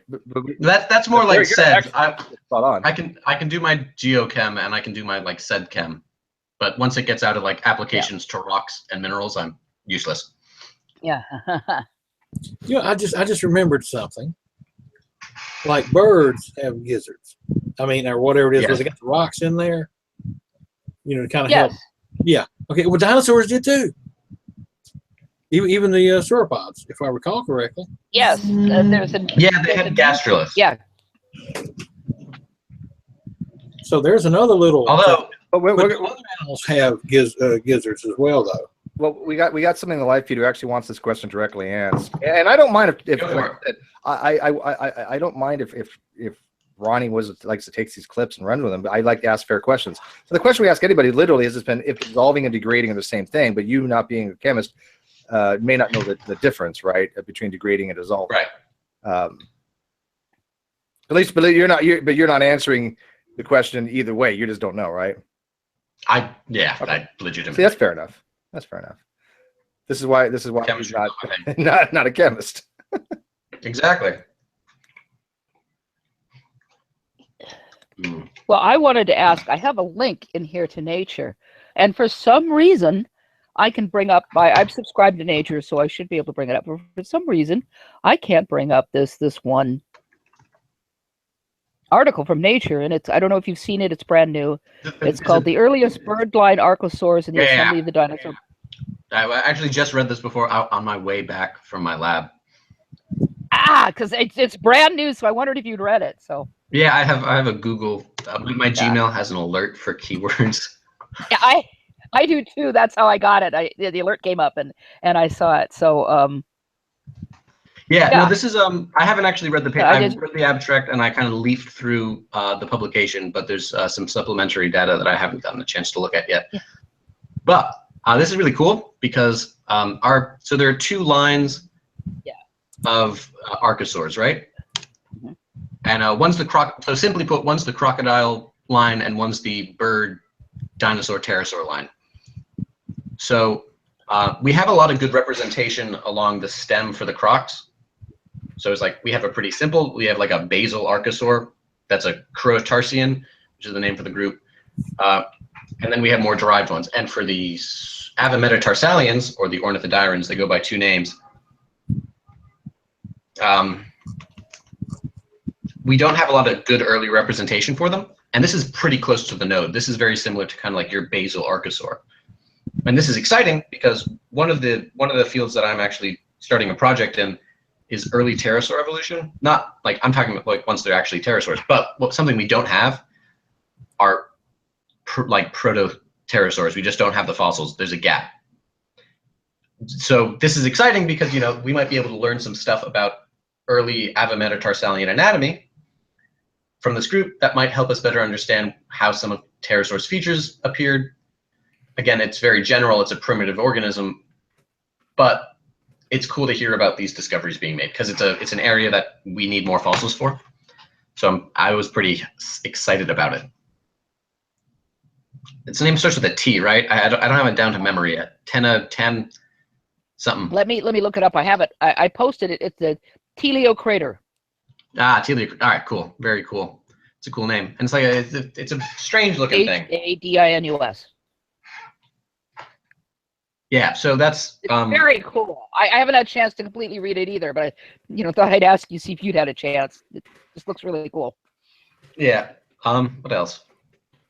No, I think right. Like without having read it, that's as much as I can say about it now. There was another cool paper that came out recently that I put a link on creationism to, and I think I went a little too specific because it didn't get much traffic. But there was a paper about anagenesis in tyrannosaurs. Oh, cool. There's the picture. It's the weird Komodo dragon looking thing. But anagenesis, if you don't know, there's cladogenesis and anagenesis in evolution. And cladogenesis is the idea of evolution through splitting groups. So it's a common ancestor, two groups. Anagenesis is the idea that you go ancestor grades into descendant, and it's rare. It happens in nature. We see it in like sticklebacks and plants.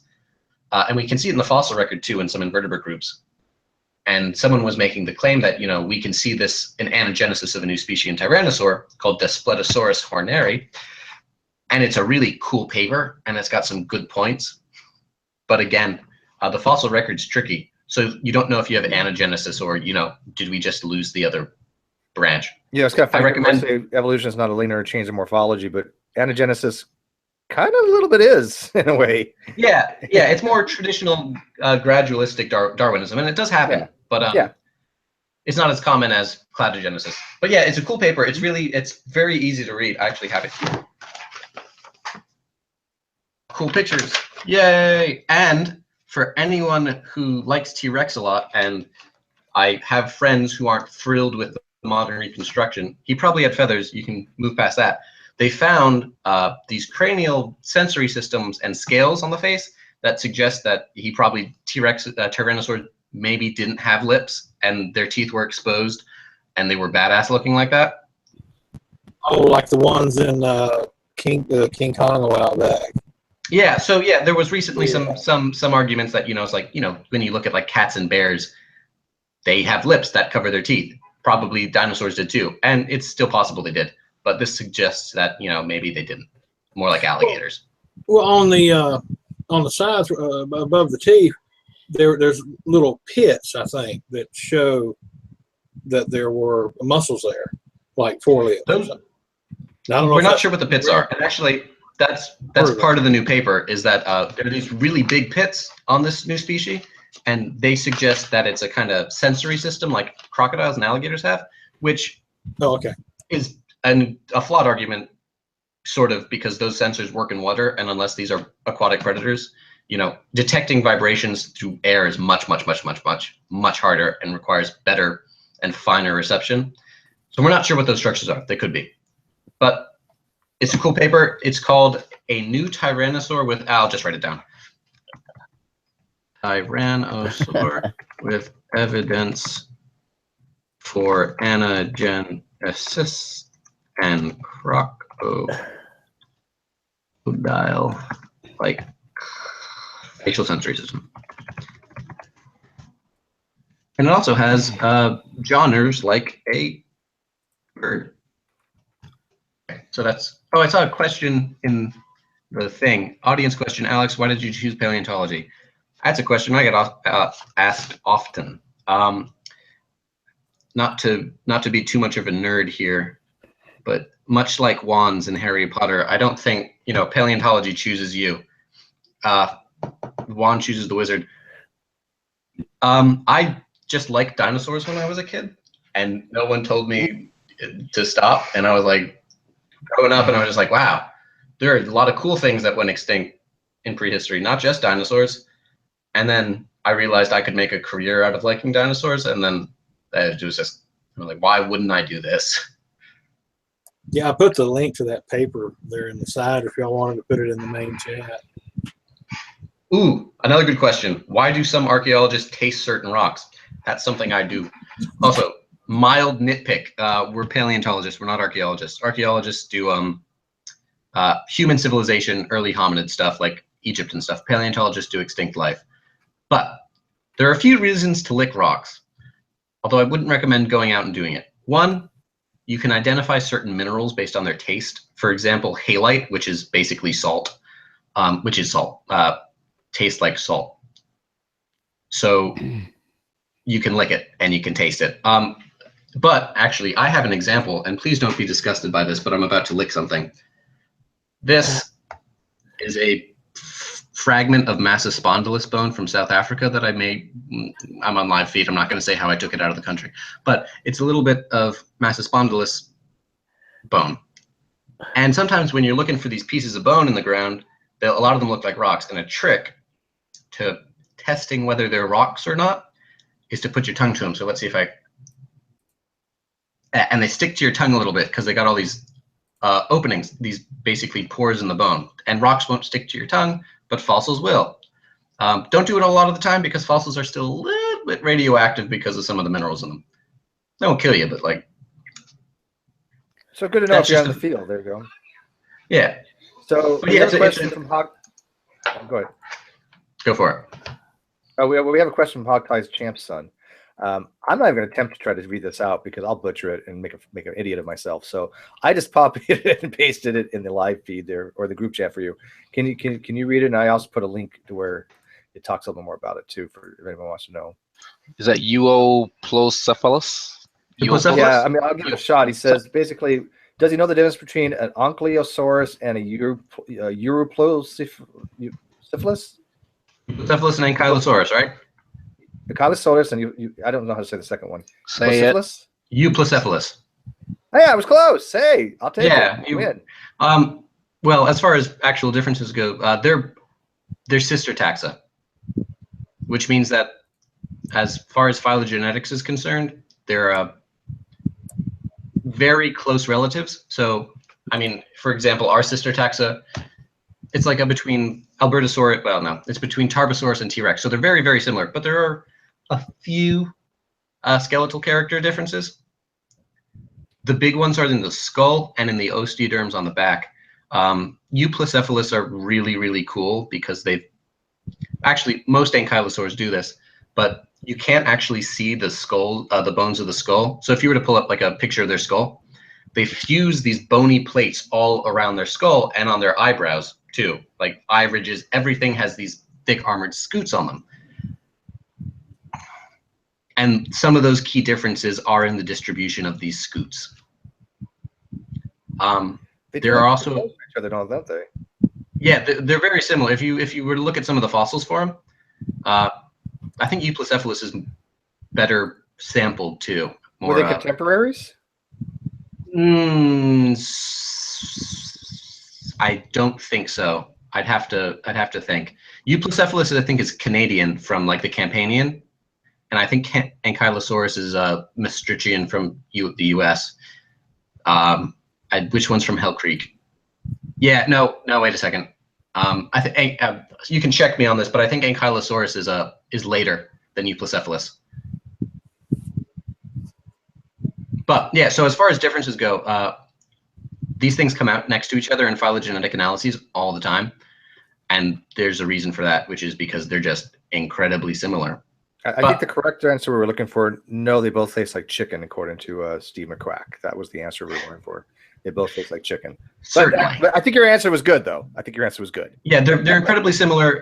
There are differences in elements of the skull and the pelvis and how they actually their tail clubs are a little different. Euplocephalus has a more defined and kind of bulbous shaped tail club, and Ankylosaurus is more rounded, kind of like a dumbbell almost.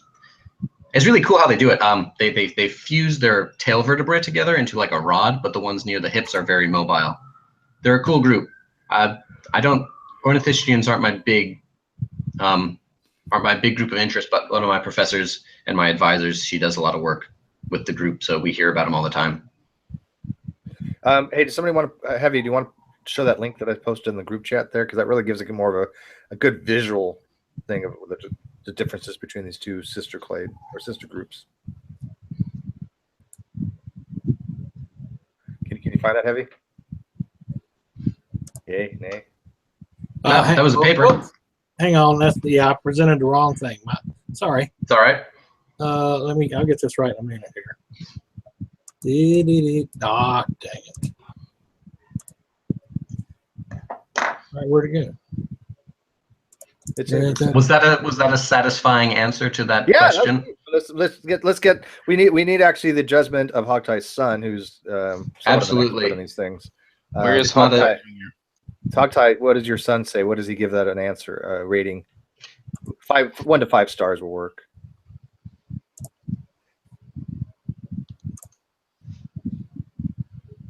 People in the live chat are weird. This really when I found this really shows the two different groups here. They'd be cool pets too, though. They're big. Yeah, that's fine. What that? No. Oh hell no. That'd be awesome. Are you kidding? You could write that. How are you going to keep that? No. Yeah, you can actually see it in these illustrations, which is surprising. But Euplocephalus has kind of this more defined shoulder and like dorsal armor. Like the spines are different than Ankylosaurs. His son is pissed and he's joining in. Go for it. He's going to talk about poutine again. Hogtie is fuming. I don't think it's about poutine. But it's some Canadian thing, because he's Canadian. Yeah, I'm still trying to understand. I'm learning. Brace yourselves. Incoming Hogtie champ. We have another question. Someone sent me a question on Facebook, so I posted it in the side chat. The Torosaurus Triceratops thing? Yeah. Yeah, that's it's not really verified. So So Serino, right? He's kind of this guy that's doing all these. Serino's very much into this ontology explanation. That these are, and there's a reason for it. He doesn't like modern cladistics a lot, and he supports anagenesis, which we talked about before for a lot of these groups. So like Torosaurus is Triceratops, stuff like that, but they're actually age. So all these things evolve from each other over time, and anything that looks different, it's not a separate species. Maybe it's probably just a growth series. Didn't the Torosaurus have this huge frill that went way back? Yeah, Torosaurus has a large frill with actually huge openings in the middle. Yeah, yeah. And Triceratops has a very thick, solid, bony crest. But Serino has argued that these could be just ontogenetic stages. Like right now, Torosaurus and Triceratops are not widely considered the same species. Some people will say that they are. But no. But, well, no, I shouldn't say no. It's not recovered. In phylogenetics, Triceratops and Torosaurus end up very close to each other. But the actual degree of relationship, yeah, there's a picture. You can see the skulls. Oh, okay. Yeah, so you can see there. Oh, I'm sorry. Okay, and since there's three of us here, we can't use the. I will mute when we're not talking, but I apologize. I can't use the headphones. No problem. It was howdy. We did hear your answer. Say thank you for the answer. Thanks. Now, let me show No you problem. There's a velociraptor. This is a Dilophosaurus. I'm using it as a velociraptor. See, it's hacker comes too close. That can use. Hold on. Okay, right there. The I like your t-shirt. To this guy. I'm gonna use him as a T-Rex. I'm gonna use him as a big guy. And if he gets too close, whack right in the foot. Very cool. There are fossils with broken leg bones in T-Rexes, and we think that might be why. Yeah. Oh, he's up on the tail club. He knows about the extra muscles along the tail that give it the extra little bit of oomph. But right. This has been now. How long has it been? A year and a half. He and I have had this argument. 2 years? It was 2 years? We went in the summer. Yeah, so 2 years ago this summer. Yeah, about this critter. So which is it? That one. Based on my best analysis of the stuffed animal, it looks like a Euplocephalus. It looks like Euplocephalus. I cannot believe. Yeah, the spines on the back make me think so. Okay, look. Oh, and I'll let you know too. This is Alberta sourced. This is from where do we get this? Royal Tyrrell Museum. Right. Gasp. What do they call it? Ankylosaurus. And the Royal Tyrrell Museum would be so foolish. That's interesting. I mean, you can if I'm basing this largely off of the osteoderms on the back. And Ankylosaurus doesn't usually do those. They're more uniform towards the front. An osteoderm, I'm guessing, is a bone. A scoot. Skin? The scoot's on the back. I was trying to break it down, so I guess what bone skin is what it translates to roughly. Well, look at the thing I just showed. And actually, if you look at the club on the Ankylosaurus, it looks like it's more of a singular type bone structure, and on the other one, it's more of a kind of a. Well, actually, the other one's more like a double thing. It's like a symmetry there. Can you see that? If you show that again on the actual clubbing? And by the way, was that used as a weapon?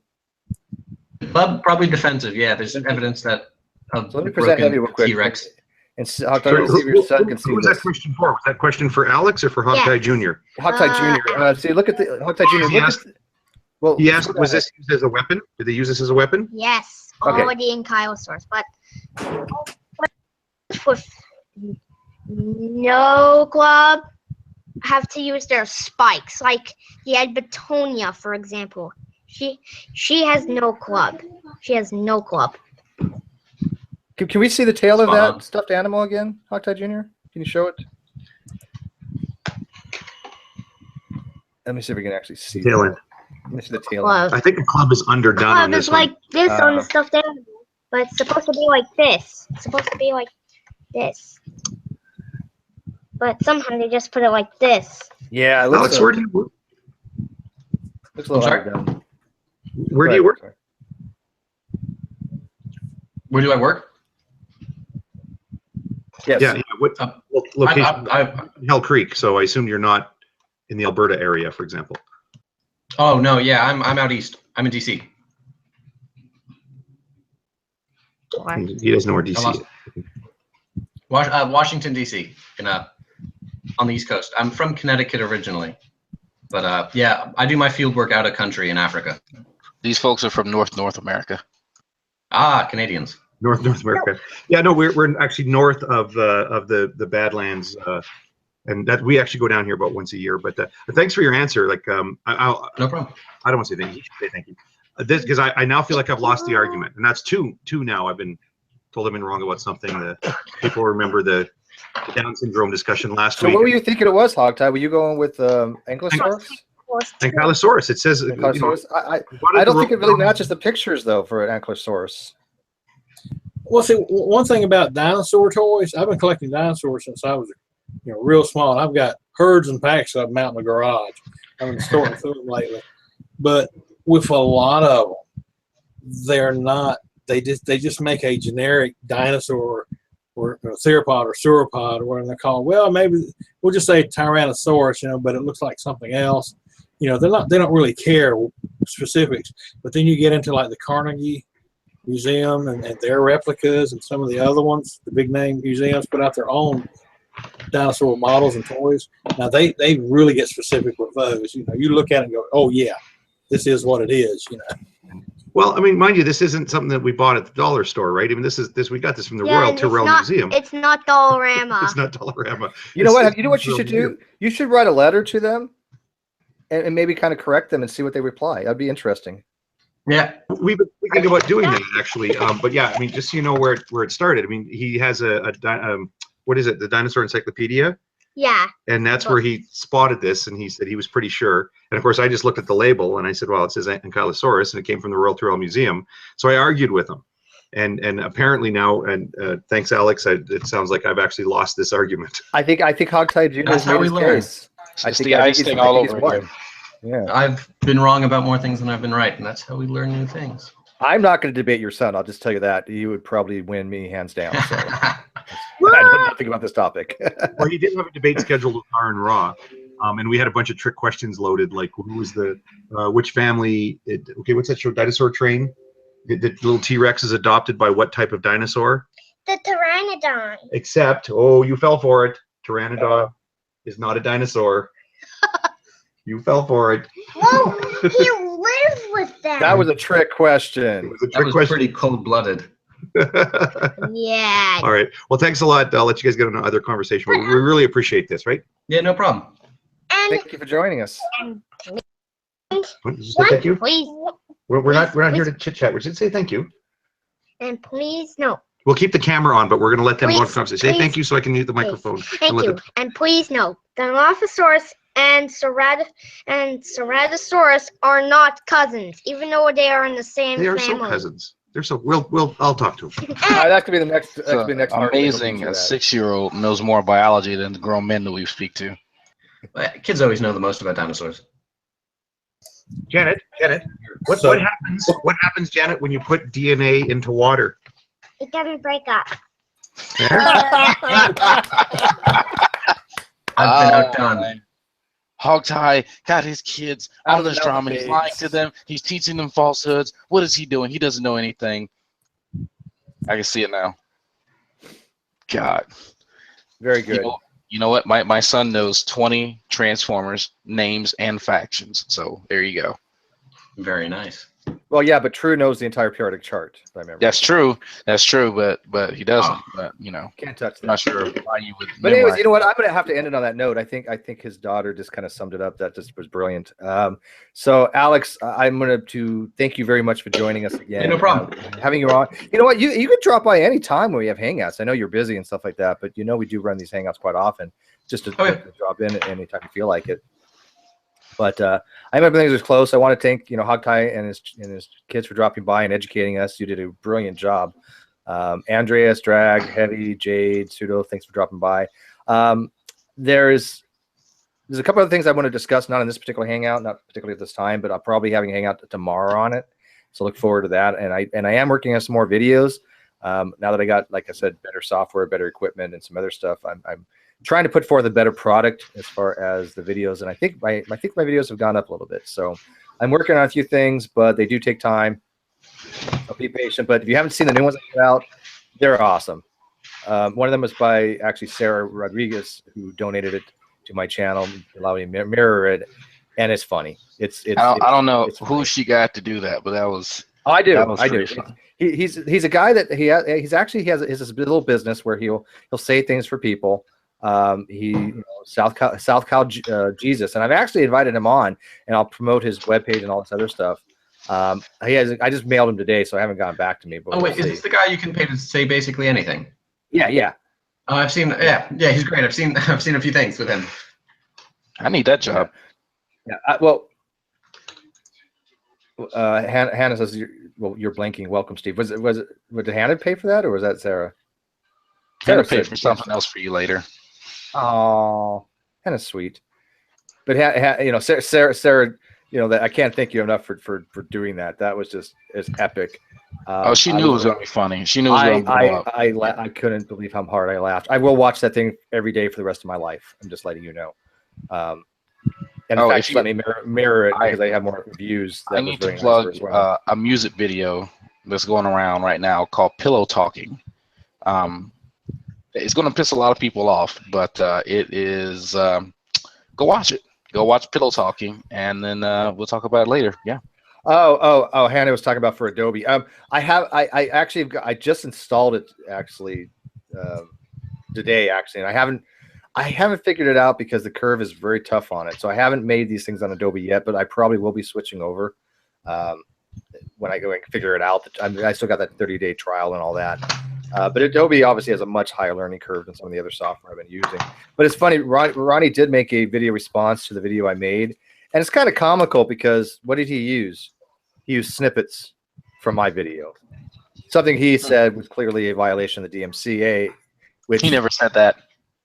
Wait, no, he did. Oh, wait, you mean he says things and then he turns around and says the exact opposite and claims he never said it? He files a DMCA against me for using a snippet and then goes around and uses a snippet from my video, which again is fine. I don't care that he uses it from my video. That's what he's been doing. But it's a little hypocritical.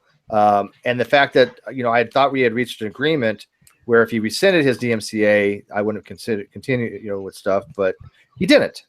And not only he didn't, he was a hypocrite and took snippets from my video to use in his video, which again, not complaining about. He's more than welcome to do so. And yet, saying I did read the README file. I do need to ask you something, but I'll ask you off air about that. I do have an offer for our good friend Ronnie if he wants to move past this. How about this? How about when you have a guest on your show, you forward him True's information. And when I say information, it's fucking email, not his goddamn address, because I know where people are going with that. Forward him as an email and say, here, True, here's my guest. You want to speak to him, have him on your show. And actually, if you want to get past the drama, create your own show that can challenge Steve's great debate channel. If you think that, you are a better host and you can provide a better content, let's challenge each other on that basis. And he's more than welcome to try to do something like that.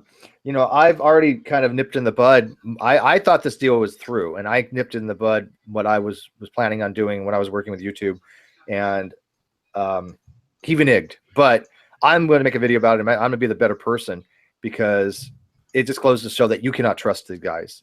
I mean, it was a very simple deal that I had. All it was he removes my video, which, by the way, he says the DMCA didn't go through. Well, he removed the videos prior. I have copies of 3 DMCA letters back to me from YouTube saying the video has already been removed. So they did go through, but it takes several days. His on me just happened to go much faster. It happens, right? But that doesn't make his legit and mine weren't. Mine were legit, his wasn't. Mine and my video would be reinstated. So long story short, all I asked was he took down the video and that he would send his DMCA, and Antonio said he would do that. Antonio basically worked it out with Ronnie, with some other people, that Ronnie would do that. He reneged. So it just gives you an idea of the caliber of people we're dealing with, that these people cannot be trusted in any way, shape, or form. You make a deal with them, they're just going to break it. But I'm going to be the better man on this, since my video is going to be reinstated anyways. But I'm going to use this to my advantage to continually harp on Ronnie's dishonesty And I'm going to make that the forefront of everything else, including not just the science, but his utter contempt for the truth. And I'm going to make these videos and point it out like I did in this water in this pure water video that I made. Even Ronnie's response to me was comical. And what's worse is that he's listening to Sean, who, by the way, I didn't mean to go into this video, but since you're all here, even Sean literally said that he used to teach water chemistry in nuke school, and he didn't know the difference between an isotope and an ion. He thinks hydronium and hydroxyl are isotopes. I don't know about in the Navy. Oh, come on, man. You know, I'm not exaggerating here. And here's the problem with this. I mean, I can do that at least. You at least know that much basic water chem. So if you actually go to Machinist Made on Wikipedia, it'll actually tell you that the people that work with water chemistry are what's called engineering laboratory technicians, known as ELTs. They are the rate of Machinist Mate, which is my rate. Ergo, they're a specialty thing of Machinist Mate. But I had to learn the water chemistry as well to qualify ELT, to qualify as interim supervisor. So in other words, I had to learn what the ELTs learned because that was my rate, Machinist Mate. ETs would never work with the water chem of the reactor. That's not their job. They stay what's called the control room, and they basically watch the reactor control panel. And they have a little shim that can move in and out for the rod height and all these buttons and scram the reactor, all that stuff. They never ever go near the water chemistry. So there's no way a ET would ever be teaching water chemistry. It makes no sense. Unless he was sucking somebody's dick. I mean, unless he, we have people watching here. Oops. Yeah, sorry. I want to do a shameless plug before Alex goes. Sorry, I sent them out of the room after last time Drag was on the mic. For obvious reasons. For obvious reasons. Good call. I draw dinosaurs occasionally. That's a drawing of yours? That is pretty good. Yeah. But it was from back before the feather thing started. This was back a good while. That's good. Yeah, I got to find the original so I can get a better scan of it. And it's funny I love Little Dicky. Ronnie, I'm going to finish this up. Ronnie actually said, well, Steve, you don't even know the difference between hydrolysis and condensation reaction yet. I have presentations in my videos of me explaining this in detail, what a hydrolysis reaction, what a condensation reaction is. I did take water chemistry. What's funny is we actually put, and I'm not even lying, we put ATP in the reactor. Oh, what? Yeah. Why I'm gonna let you guys figure that out. Adenosine triphosphate, or are you talking about something else? I'm gonna let you guys figure that out. Put ATP in the reactor. I don't do nuclear chemistry. I barely do regular chemistry. Albot wants to plug his GIF, his animated GIF that he made. Go ahead. You know, the one with G-Man and True's going throughout the day and doing insane, stupid stuff. And then you at the end, you call him a, I don't remember where it is. I have a sore throat. I don't know if you've noticed. Just a lot of awkward silence. Well, while we're plugging stuff, I hope some of you saw a little collaboration and myself here, where we Heavy did a really great picture of the CCP as the village people, and I wrote the lyrics to a variation called DMCA. It's fun to say. Oh, is that one on Facebook? Yeah, but I posted it here on Google Plus too. Yeah, that's that one. Yeah, it's called it's fun to file a false DMCA. That was funny. Yeah. Another collaboration coming up too. You guys will have to stay tuned. That was funny. Oh, and by the way, I'm actually thinking about this. I said I didn't even mean to say ATP. I said ATP, didn't I? Yeah, you did. Let me correct myself. Yeah, you know what? I'm thinking about going, what the fuck? No, TSP. Oh, no. Don't even know what that is. Trisodium phosphate? Yes, TSP, and it was trisodium phosphate and disodium phosphate was two chemicals we actually use in radiological controls. Yeah, I don't know where the fuck I got ATP from. I'm sorry. I'm familiar with TSP. Yeah, it's for everything. It's basically just a soap for all practical purposes. Right. Yeah, but it's kind of a special one. Yeah, well, it did, and in different quantities, it can be used, I think, as a preservative too, if I'm not mistaken. There's actually some of it in Cheerios. I also wanted to point out that Wayne Fillmore tonight, in I'm not sure how long, hour or two maybe, is having on his channel a Bring It Young Earth Creationists. So he wants all those young creationists to come in to, so he can teach them a thing or two. Oh, that'd be kind of cool. Yeah.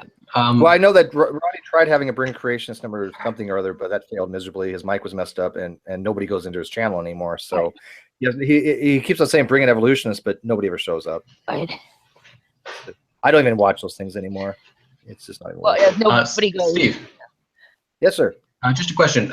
Will this be? Will this hangout be posted? I was talking to Michael, and he's interested in hearing about the new phylogeny. All my hangouts are posted on my channel. Okay.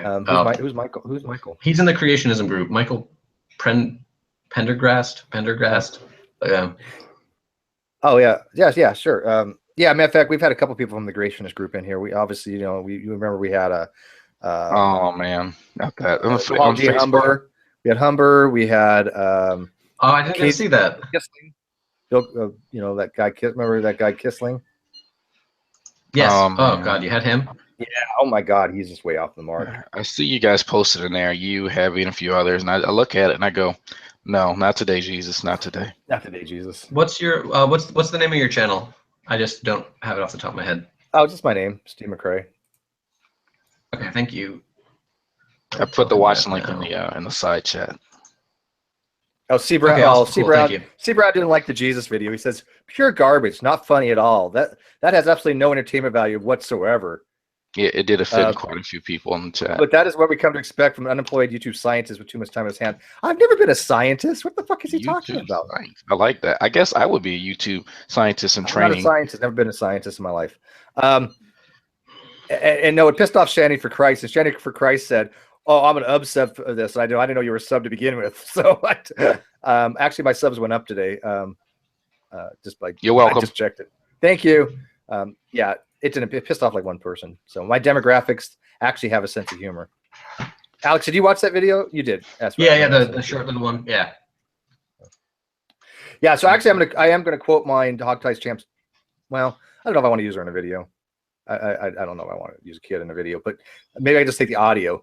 5-year-old says I was 100% right all along, kind of thing. Yeah. It's like what G-Man did in his video where I don't know whose kid that was. Maybe his niece or something. I don't know. Yeah. But anyways, I'm going to leave it with that, guys. Thank you guys for watching. Alex, thank you for joining. Thanks for having me. Yep, buddy. And we'll see you guys tomorrow on the next day.